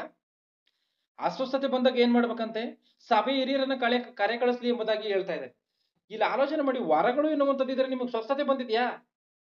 ಪಾಸ್ಟರ್ ಹತ್ರ ಬಳಿಗೆ ಹೋಗ್ರಿ ಅಂತ ಹೇಳಿ ಬರೆಯಲ್ಪಟ್ಟಿಲ್ಲ. ನಿಮ್ಗೆ ಅಸ್ವಸ್ಥತೆ ಬಂದಿದ್ಯಾ, ಪ್ರಾರ್ಥನೆ ಮಾಡ್ರಿ ಎಂಬುದಾಗಿ ಬರೆಯಲ್ಪಟ್ಟಿಲ್ಲ. ಇಲ್ಲಿ ಏನ್ ಬರೆಯಲ್ಪಟ್ಟಿದೆ? ಅವನು ಸಭೆ ಹಿರಿಯರನ್ನ ಕರೆ ಕಳಿಸಲಿ, ಅವರು ಕರ್ತನ ಹೆಸರಿನಲ್ಲಿ ಅವನಿಗೆ ಎಣ್ಣೆ ಹಚ್ಚಿ ಅವನಿಗೋಸ್ಕರ ದೇವರನ್ನ ಪ್ರಾರ್ಥಿಸಲಿ. ಅಂದ್ರೆ ಇಲ್ಲಿ ಪ್ರಾಮುಖ್ಯವಾದಂತ ಸಂಗತಿ ಏನು ಅಂದ್ರೆ, ಎಣ್ಣೆ ಎಂಬುದಾಗಿ ಇಲ್ಲಿ ಖಚಿತವಾಗಿ ಕಾಣುತ್ತೆ. ಏನು? ಅವನು ಸಭೆ ಹಿರಿಯರನ್ನ ಕರೆ ಕಳಿಸಿ ಅವನು ಅವರಿಗೆ ಎಣ್ಣೆ ಹಚ್ಚಿ ಅವನಿಗೋಸ್ಕರ ಪ್ರಾರ್ಥನೆಯನ್ನು ಮಾಡ್ಲಿ. ಮೊದಲು ಏನ್ ಮಾಡ್ಬೇಕಂತ? ಎಣ್ಣೆ ಹಚ್ಬೇಕಂತ, ಅನಂತರ ಪ್ರಾರ್ಥನೆ ಮಾಡ್ಬೇಕಂತೆ. ಈ ಮಾತಿನ ಪ್ರಕಾರವಾಗಿ. ಅಂದ್ರೆ ಇವತ್ತು ಯಾರಿಗೊಬ್ರಿಗೆ ಜ್ವರ ಬಂದಿದೆ ಅಂತ ಹೇಳಿ ಅಂದ್ಕೊಂಡ್ರೆ, ಅವ್ರಿಗೆ ಎಣ್ಣೆಯನ್ನ ಹಚ್ಚಿದ್ರೆ ಏನಾಗುತ್ತೆ ಅಂದ್ರೆ, ಅವ್ರ ತಲೆಗೆ ಎಣ್ಣೆಯನ್ನ ಹಚ್ಚಿದ್ರೆ, ತಂಪಾದಂತ ಎಣ್ಣೆಗಳನ್ನ ಹಚ್ಚಿದ್ರೆ, ಅವರ ಬಾಡಿಯಲ್ಲಿರುವಂತ ಎಲ್ಲಾ ಉಷ್ಣಾಂಶಗಳೇನಿರುತ್ತೋ, ಉಷ್ಣವಾದಂತ ಏನು ಇದಿರುತ್ತೋ ಅದು ಕಡಿಮೆ ಆಗುತ್ತೆ. ಅಂದ್ರೆ ಬಾಡಿ ಅನ್ನುವಂಥದ್ದು ಕೂಲ್ ಆಗುತ್ತೆ, ಬಾಡಿ ಅನ್ನೋದು ತಂಪಾಗುತ್ತೆ. ತಂಪಾದಾಗಲೇ ಮನುಷ್ಯನಿಗೆ ವಿಪರೀತವಾಗಿ ಹೀಟ್ ಜಾಸ್ತಿ ಆದ್ರೆ ಶರೀರದಲ್ಲಿ ಭಯಂಕರ ಕಷ್ಟ. ಅನಾರೋಗ್ಯ ಎನ್ನುವಂಥದ್ದು ಬರುತ್ತೆ. ಆಗಿರುವಂತ ಕಾರಣವೇ ಎಣ್ಣೆಯನ್ನು ಹಚ್ಚಿದ್ರೆ ಏನಾಗುತ್ತೆ, ಸ್ವಸ್ಥತೆ ಬರುತ್ತೆ ಎನ್ನುವಂಥದ್ದು. ಅಂದ್ರೆ ಮೆಡಿಸನ್ ಏನೇ ಇದು, ಮೆಡಿಸನ್ನೇ ಹೊರತು ಬೇರೆ ಇನ್ನೇನು ಅಲ್ಲ. ಆಲೋಚನೆ ಮಾಡಿ. ಯಾಕಂದ್ರೆ ಎಣ್ಣೆಗಳಿಗೆ ಹಳೆ ಒಡಂಬಡಿಕೆಯಿಂದಲೂ ಬಹುತೇಕ ಕಾರ್ಯಗಳು, ಬಹುತೇಕ ವಚನಗಳಲ್ಲಿ ಎಣ್ಣೆ ವಿಷಯದಲ್ಲಿ ಬಹಳವಾಗಿ ಬರೆಯಲ್ಪಟ್ಟಿದೆ. ಎಣ್ಣೆ ಹಚ್ಚಿದಾಗ ಆ ರೀತಿಯಾಗಿ, ಎಣ್ಣೆ ಹಚ್ಚಿದ್ರೆ ಈ ರೀತಿಯಾಗಿ ಆಗುತ್ತೆ ಅಂತ ಮೆಡಿಸಿನ್ಗಳ ವಿಷಯದಲ್ಲಿ ಬರೆಯಲ್ಪಟ್ಟಿದೆ. ಅಂದ್ರೆ ಎಣ್ಣೆ ಹಚ್ಚುವಂಥದ್ದು ಅಂದ್ರೆ ಏನಿಲ್ಲ ಅಂದ್ರೆ ಮೆಡಿಸಿನ್ ಅಷ್ಟೇ. ಮೆಡಿಸಿನ್ ಅನ್ನು ಹಚ್ಚಿ ದೇವರನ್ನ ಪ್ರಾರ್ಥನೆ ಮಾಡಬೇಕು ಎಂಬುದಾಗಿ ಇಲ್ಲಿ ಖಚಿತವಾಗಿ ಈ ವಾಕ್ಯವು ಹೇಳುವಂಥದ್ದು.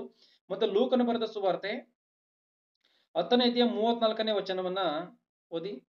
ಅವನನ್ನು ಲೂಕನ ಬರೆದ ಸುವಾರ್ತೆ 10ನೇ ಅಧ್ಯಾಯ 34ನೇ ವಚನ. ಅವನನ್ನು ಕಂಡು ಕನಿಕರಿಸಿ ಯಾಕೆಂದ್ರೆ ಎಣ್ಣೆಯಲ್ಲಿ ಯಾವ ರೀತಿ ಗುಣ ಇದೆಯೋ ಒಂದ್ಸರಿ ಅವನನ್ನು ಕಂಡು ಕನಿಕರಿಸಿ ಅವನ ಹತ್ತಿರಕ್ಕೆ ಹೋಗಿ ಅವನ ಗಾಯಗಳಲ್ಲಿ ಎಣ್ಣೆಯನ್ನು ದ್ರಾಕ್ಷಾರಸವನ್ನು ಒಯ್ದು ಕಟ್ಟಿ ತನ್ನ ಸ್ವಂತ ವಾಹನದ ಮೇಲೆ ಹತ್ತಿಸಿಕೊಂಡು ಛತ್ರಕ್ಕೆ ಕರ್ಕೊಂಡು ಹೋಗಿ ಅವನನ್ನು ಆರೈಕೆ ಮಾಡಿದನು. ಮರುದಿನ ಅವನು 2 ಹಣ ಸಾಕು ನೋಡಿ. ಈ ಸಂದರ್ಭದಲ್ಲಿ ಯೇಸು ಕ್ರಿಸ್ತನೊಬ್ಬ ಒಂದು ಒಳ್ಳೆಯ ಸಮಾರ್ಯದವನನ್ನ ಕುರಿತು ಒಂದು ಸಾಮ್ಯವನ್ನ ಹೇಳ್ತಾ, ಆತನು ಎರಿಕೋ ಪಟ್ಟಣಕ್ಕೆ ಹೋಗ್ತಿರುವಾಗ ಕಳ್ಳರ ಕೈಗೆ ಸಿಕ್ಕಿ ಬಿದ್ದು ಆತನು ಗಾಯಗೊಂಡು ಬಿದ್ದಿದ್ದಂತ ಸಮಯದಲ್ಲಿ ಪಕ್ಕದಲ್ಲಿ ಆತನು ರೋಡಿನ ಪಕ್ಕದಲ್ಲಿ ಬಿದ್ದಂತ ಸಮಯದಾಗ ಒಬ್ಬ ಸಮಾರ್ಯದವನು ಪ್ರಯಾಣ ಮಾಡ್ತಾ ಅಲ್ಲಿಗೆ ಬಂದು ಅವನಿದ್ದಂತ ಪರಿಸ್ಥಿತಿಯನ್ನ ನೋಡಿ ಆತನಿಗೆ ಏನ್ ಮಾಡ್ತಾನೆ, ಈ ದ್ರಾಕ್ಷಾರಸವನ್ನ ಎಣ್ಣೆಯನ್ನ ಉಯ್ದು ಕಟ್ಟಿದ ಎಂಬುದಾಗಿ ಇದೆ. ಅಂದ್ರೆ ಗಾಯಗಳನ್ನ ತಡೆಯುವಂತ ಶಕ್ತಿ ಇವುಗಳಿಗೆ ಇದೆ ಎನ್ನುವಂಥದ್ದು ಖಚಿತವಾಗಿ ಅರ್ಥವಾಗುತ್ತೆ. ಏನು, ಈ ಎಣ್ಣೆಗಾಗಿರ್ಬೋದು, ದ್ರಾಕ್ಷಾರಸಕ್ಕೆ ಆಗಿರ್ಬೋದು. ಹೀಗೆ ಮನುಷ್ಯರ ಒಂದು ರೋಗಗಳು ಹೋಗುವಂತ ಒಂದು ಅವಶ್ಯಕತೆಗಳಿಗೋಸ್ಕರ ಯಾವುದೋ ಔಷಧಿಗಳನ್ನ, ಗಿಡಮೂಲಿಕೆಗಳನ್ನ ದೇವ್ರು ಏನ್ ಮಾಡಿದಾನೆ, ಪ್ರಕೃತಿಯಲ್ಲಿ ಇಟ್ಟಿದ್ದಾನೆ. ಅಂದ್ರೆ ಆ ಎಣ್ಣೆಯನ್ನ, ದ್ರಾಕ್ಷಾರಸನ ಉಯ್ದು ಕಟ್ಟಿದಾನೆ ಅಂದ್ರೆ ಅರ್ಥ ಏನು, ರಕ್ತಸ್ರಾವವಾಗುವಂಥದ್ದು ನಿಂತೋಗುತ್ತೆ ಎನ್ನುವಂಥದ್ದಾಗಿರ್ಬೋದು, ಗಾಯಗಳು ವಾಸಿ ಆಗುತ್ತೆ ಎನ್ನುವಂಥದ್ದಾಗಿರ್ಬೋದು, ಗಾಯ ಒಣಗು ಹೋಗುತ್ತೆ ಎನ್ನುವಂಥದ್ದಾಗಿರ್ಬೋದು, ಇಲ್ಲ ಅವನಿಗೆ ಉರಿಯುವಂತ ಪರಿಸ್ಥಿತಿ ಕಡಿಮೆ ಆಗುವಂಥದ್ದಾಗಿರ್ಬೋದು, ಯಾವುದೋ ಒಂದಾಗುತ್ತೆ. ಯಾಕಂದ್ರೆ ಔಷಧಿಯ ಗುಣವು ಅದರಲ್ಲಿ ಇದೆ.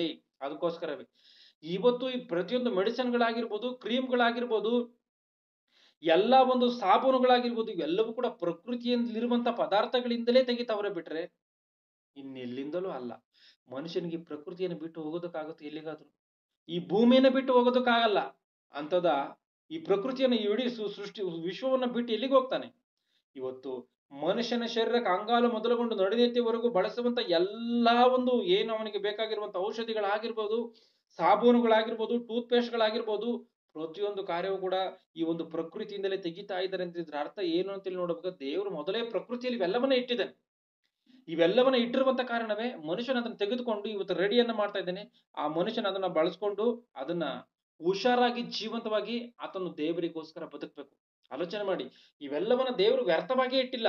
ಇವೆಲ್ಲವುಗಳನ್ನ ಇಟ್ಟಿರುವಂತದ್ರ ಹಿಂದೆ ಇರುವಂತ ಉದ್ದೇಶ ಏನು ಅಂತ ಹೇಳಿ ನೋಡುವಾಗ, ಮನುಷ್ಯನಿಗೆ ಶರೀರ ಎಂದ ಮೇಲೆ ಖಚಿತವಾಗಿ ಈ ರೋಗಗಳು ಎನ್ನುವಂಥದ್ದು ಬರುತ್ತೆ.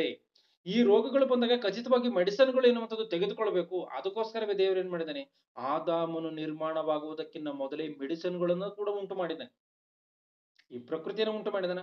ಮೊದಲು ಮನುಷ್ಯನ ಬಂದಿದ್ದಾನೆ, ಮೊದಲ ಪ್ರಕೃತಿ ಬಂದಿದೆ ಅಂತ ನೋಡಿದ್ರೆ ಮೊದಲೇ ಪ್ರಕೃತಿ ಬಂದಿದೆ. ಅದು ಪ್ರಕೃತಿಯಲ್ಲಿ ಮೊದಲೇ ಗುಣಗಳನ್ನ, ಅಂದ್ರೆ ಔಷಧಿ ಗುಣಗಳಾಗಿರ್ಬೋದು, ಮನುಷ್ಯನಿಗೆ ಬೇಕಾಗಿರುವಂತ ಸಕಲವನ್ನೂ ಕೂಡ ಇಟ್ಟು ಆ ಆದಾಮನ ಶರೀರವನ್ನ ಮಾಡಿ ಈ ಭೂಮಿ ಮೇಲೆ ಬಿಟ್ಟಿದೆ.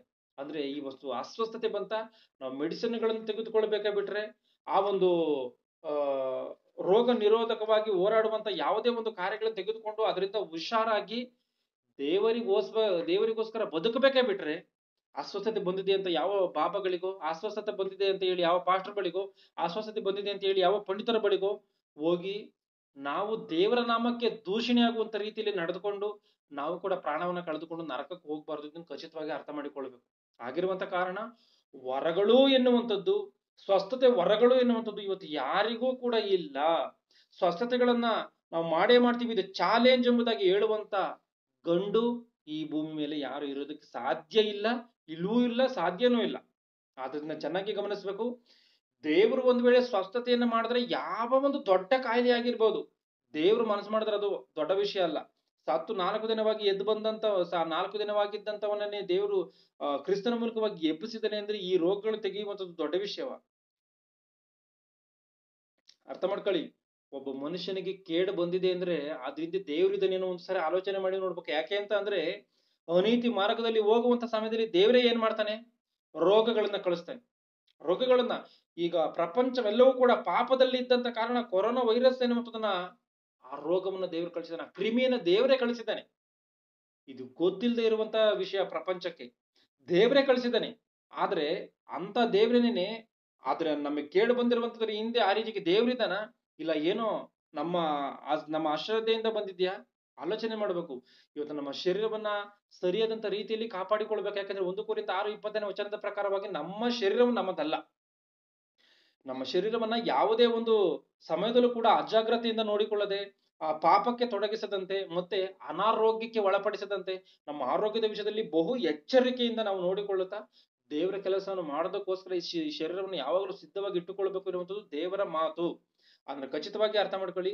ಯಾರು ಕೂಡ ಇವತ್ತು ಸ್ವಸ್ಥತೆಗಳನ್ನು ಮಾಡೇ ಮಾಡ್ತೀವಿ, ಇದು ಚಾಲೆಂಜ್ ಎಂಬುದಾಗಿ ಯಾಕೆ ಯಾರು ಹೇಳಲ್ಲ ಅಂದ್ರೆ, ಆ ಒಂದು ಶಕ್ತಿಗಳು ಯಾರಿಗೂ ಇಲ್ಲದಂತ ಕಾರಣ. ಇವೆಲ್ಲ ಮಾತುಗಳನ್ನು ಸರಿಯಾದಂತ ರೀತಿಯಲ್ಲಿ ಅರ್ಥ ಮಾಡಿಕೊಂಡು, ಸರಿಯಾದಂತ ರೀತಿಯಲ್ಲಿ ನಮ್ಮ ಶರೀರವನ್ನ ಮೆಡಿಸಿನ್ಗಳಾಗಿರ್ಬೋದು, ಇನ್ನೊಂದಾಗಿರ್ಬೋದು, ಮತ್ತೊಂದಾಗಿರ್ಬೋದು, ಏನೋ ಅಸ್ವಸ್ಥತೆ ಬಂದಂತ ಸಮಯದಲ್ಲಿ ಯಾವುದೊಂದನ್ನು ತೆಗೆದುಕೊಂಡು ಆರೋಗ್ಯವಾಗಿ ಇಟ್ಟುಕೊಂಡು ದೇವರಿಗೋಸ್ಕರ ಬದುಕಬೇಕು ಎನ್ನುವಂಥದ್ದನ್ನ ಖಚಿತವಾಗಿ ಅರ್ಥ ಮಾಡಿಕೊಳ್ಳಿ. ಎಲ್ಲರೂ ಕಣ್ಣುಗಳನ್ನು ಮುಚ್ಚಿ ಪ್ರಾರ್ಥನೆಯನ್ನು ಮಾಡ್ತೀವಿ. ನಮ್ಮನ್ನು ಬಹಳವಾಗಿ ಪ್ರೀತಿ ಮಾಡುವಂತ ಮಹಾಶಕ್ತನೇ, ನಿನ್ನ ನಾಮಕ್ಕೆ ಮಹಿಮೆ ಆಗಲಿ. ಈ ಒಂದು ಸಮಯದವರೆಗೂ ತಂದೆ, ಅದ್ಭುತವಾದಂತ ರೀತಿಯಲ್ಲಿ ನಮ್ಮೆಲ್ಲರನ್ನು ಕೂಡ ಕಾಪಾಡಿ ನಡೆಸಿದ್ದಕ್ಕಾಗಿ ನಿನ್ನ ನಾಮಕ್ಕೆ ಮಹಿಮೆ. ನಿನ್ನ ಒಂದು ಸತ್ಯವಾದಂತ ಮಾತುಗಳನ್ನ ಸತ್ಯವಾದಂತ ರೀತಿಯಲ್ಲಿ ನಾನು ತಿಳಿಸಲು ನನಗೆ ಪವಿತ್ರಾತ್ಮನ ಸಹಾಯವನ್ನು ಅನುಗ್ರಹಿಸಿ ಕಾಪಾಡಿ ನಡೆಸಿದ್ದಕ್ಕಾಗಿ ಸ್ತೋತ್ರ. ನಿನ್ನ ಮಕ್ಕಳಿಗೂ ಕೂಡ ಆ ಮಾತುಗಳನ್ನು ಸರಿಯಾದಂತ ರೀತಿಯಲ್ಲಿ ಅರ್ಥ ಮಾಡಿಕೊಳ್ಳುವುದಕ್ಕೆ ಕೊಟ್ಟಂತ ಸಹಾಯಕ್ಕಾಗಿ ನಿನ್ನ ನಾಮಕ್ಕೆ ಮಹಿಮೆ. ಮುಂದಿನ ಸಮಯಗಳಲ್ಲಿ ದೇವ, ಯಾವುದೇ ಸುಳ್ಳು ಬೋಧಕರ ಮೇಲೆಯೋ ಸ್ವಸ್ಥತೆಗಳಿದೆ ಎನ್ನುವಂತ ಬೋಧನೆ ಮಾಡುವಂತ ಅವರ ಮಾತನ್ನೋ ಕೇಳಿ ನಾವು ಮರುಳುಗೊಂಡು ನಿನ್ನ ಮಾತುಗಳಿಗೆ ವಿರುದ್ಧವಾದಂತ ರೀತಿಯಲ್ಲಿ ಜೀವಿಸದಂತೆ ದೇವ, ನಿನ್ನ ಮಾತುಗಳನ್ನು ಸರಿಯಾದಂತ ರೀತಿಯಲ್ಲಿ ನಾವು ಅರ್ಥ ಮಾಡಿಕೊಂಡು, ಸರಿಯಾದಂತ ರೀತಿಯಲ್ಲಿ ನಮಗೆ ಅಸ್ವಸ್ಥತೆ ಬಂದಂತ ಸಮಯದಲ್ಲಿ ಸರಿಯಾದಂತ ರೀತಿಯಲ್ಲಿ ಮೆಡಿಸಿನ್ಗಳನ್ನು ತೆಗೆದುಕೊಂಡು ನಿನಗೋಸ್ಕರ ಬದುಕುವಂತ ಮಕ್ಕಳನ್ನಾಗಿ ನಮ್ಮನ್ನು ಮಾರ್ಪಡಿಸಿ ಕಾಪಾಡಿ ನಡೆಸಿ. ವರಗಳು ಎನ್ನುವಂಥದ್ದು ಒಂದು ಸಮಯದಲ್ಲಿ ಮಾತ್ರವೇ ಇದೆ, ಒಂದು ಸಮಯದಲ್ಲಿ ಅದು ನಿಂತು ಹೋಗಿದೆ ಎನ್ನುವಂಥದ್ದನ್ನ ತಿಳಿಸುವಂತ ಬೈಬಲನ್ನ ಖಚಿತವಾಗಿ ನಂಬುವಂತೆ, ಮಾಯ ಬೋಧಕರನ್ನ ಖಚಿತವಾಗಿ ನಂಬದಂತೆ ನಮ್ಮೆಲ್ಲರನ್ನು ಕಾಪಾಡಿ ನಡೆಸೆಂದು ಪ್ರಾರ್ಥಿಸುತ್ತಾ, ಎಲ್ಲ ಮಹಿಮೆ ನಿನಗೆ ಸಲ್ಲಿಸುತ್ತಾ, ಈ ಕಾರ್ಯಕ್ರಮಕ್ಕೋಸ್ಕರ ಪ್ರಯತ್ನ ಪಡುವಂತ ಪ್ರತಿಯೊಬ್ಬರನ್ನು ಕಾಪಾಡಿ ನಡೆಸೆಂದು ಪ್ರಾರ್ಥಿಸುತ್ತಾ ದೇವ, ನೀತಿಯ ನಿಮಿತ್ತವಾಗಿ ಯಾರ್ಯಾರು ಕಷ್ಟ ಪಡ್ತಾ ಇದಾರೋ ಅವರೆಲ್ಲರುಗಳನ್ನ ಹೆಸರುಗಳಿಂದ ಆಶೀರ್ವದಿಸಿ ಪರಲೋಕದಲ್ಲಿ ಅವರಿಗೆ ಪ್ರತಿಫಲವನ್ನ ಕೊಡು ಎಂಬುದಾಗಿ ಬೇಡಿಕೊಳ್ಳುತ್ತಾ ದೇವ, ಆ ಪ್ರತಿಫಲವು ಅವರಿಗೆ ಇದೆ ಎನ್ನುವಂಥದ್ದು ಅವರು ಅರ್ಥ ಮಾಡಿಕೊಂಡು ನಿನಗೋಸ್ಕರ ಇನ್ನು ಹೆಚ್ಚಾಗಿ ಬದುಕಲು ಸಹಾಯ ಮಾಡದೆ ಪ್ರಾರ್ಥಿಸುತ್ತಾ, ದೇವರೇ, ನನ್ನ ಒಂದೇ ಆಸೆ ಈ ರೀತಿಯಾಗಿ ನನ್ನ ಜೀವನವನ್ನು ನಡಿಬೇಕು ಎನ್ನುವಂಥದ್ದು, ನಿನ್ನ ಕೆಲಸವನ್ನ ಮಾಡಿಕೊಂಡೇ ನನ್ನ ಜೀವನವನ್ನು ನಡಿಬೇಕು ಎನ್ನುವಂಥದ್ದೇ ನನ್ನ ಆಸೆ ಆಗಿದೆ. ಅದನ್ನು ನೆರವೇರಿಸು ಎಂಬುದಾಗಿ ನಿಮ್ಮನ್ನ ಬೇಡಿಕೊಳ್ಳುತ್ತಾ, ಪ್ರಭು ಯೇಸು ಕ್ರಿಸ್ತರ ಈ ವಿಷಯಗಳಲ್ಲಿ ಕೇಳಿದ್ದು ಮರೆತುಪಟ್ಟಂತ ಕಾರ್ಯಗಳನ್ನು ಅನುಗ್ರಹಿಸಿ ನಡೆಸಲು ಪ್ರಾರ್ಥಿಸುತ್ತಾ, ಅಣ್ಣೇನಾದಂತ ಕ್ರಿಸ್ತನ ಹೆಸರಿನಲ್ಲಿ ಬೇಡಿ ಪಡೆದುಕೊಂಡಿದ್ದೇವೆ ತಂದೆಯೇ. ಆಮೇನ್, ಆಮೇನ್, ಆಮೇನ್. ಎಲ್ಲರಿಗೂ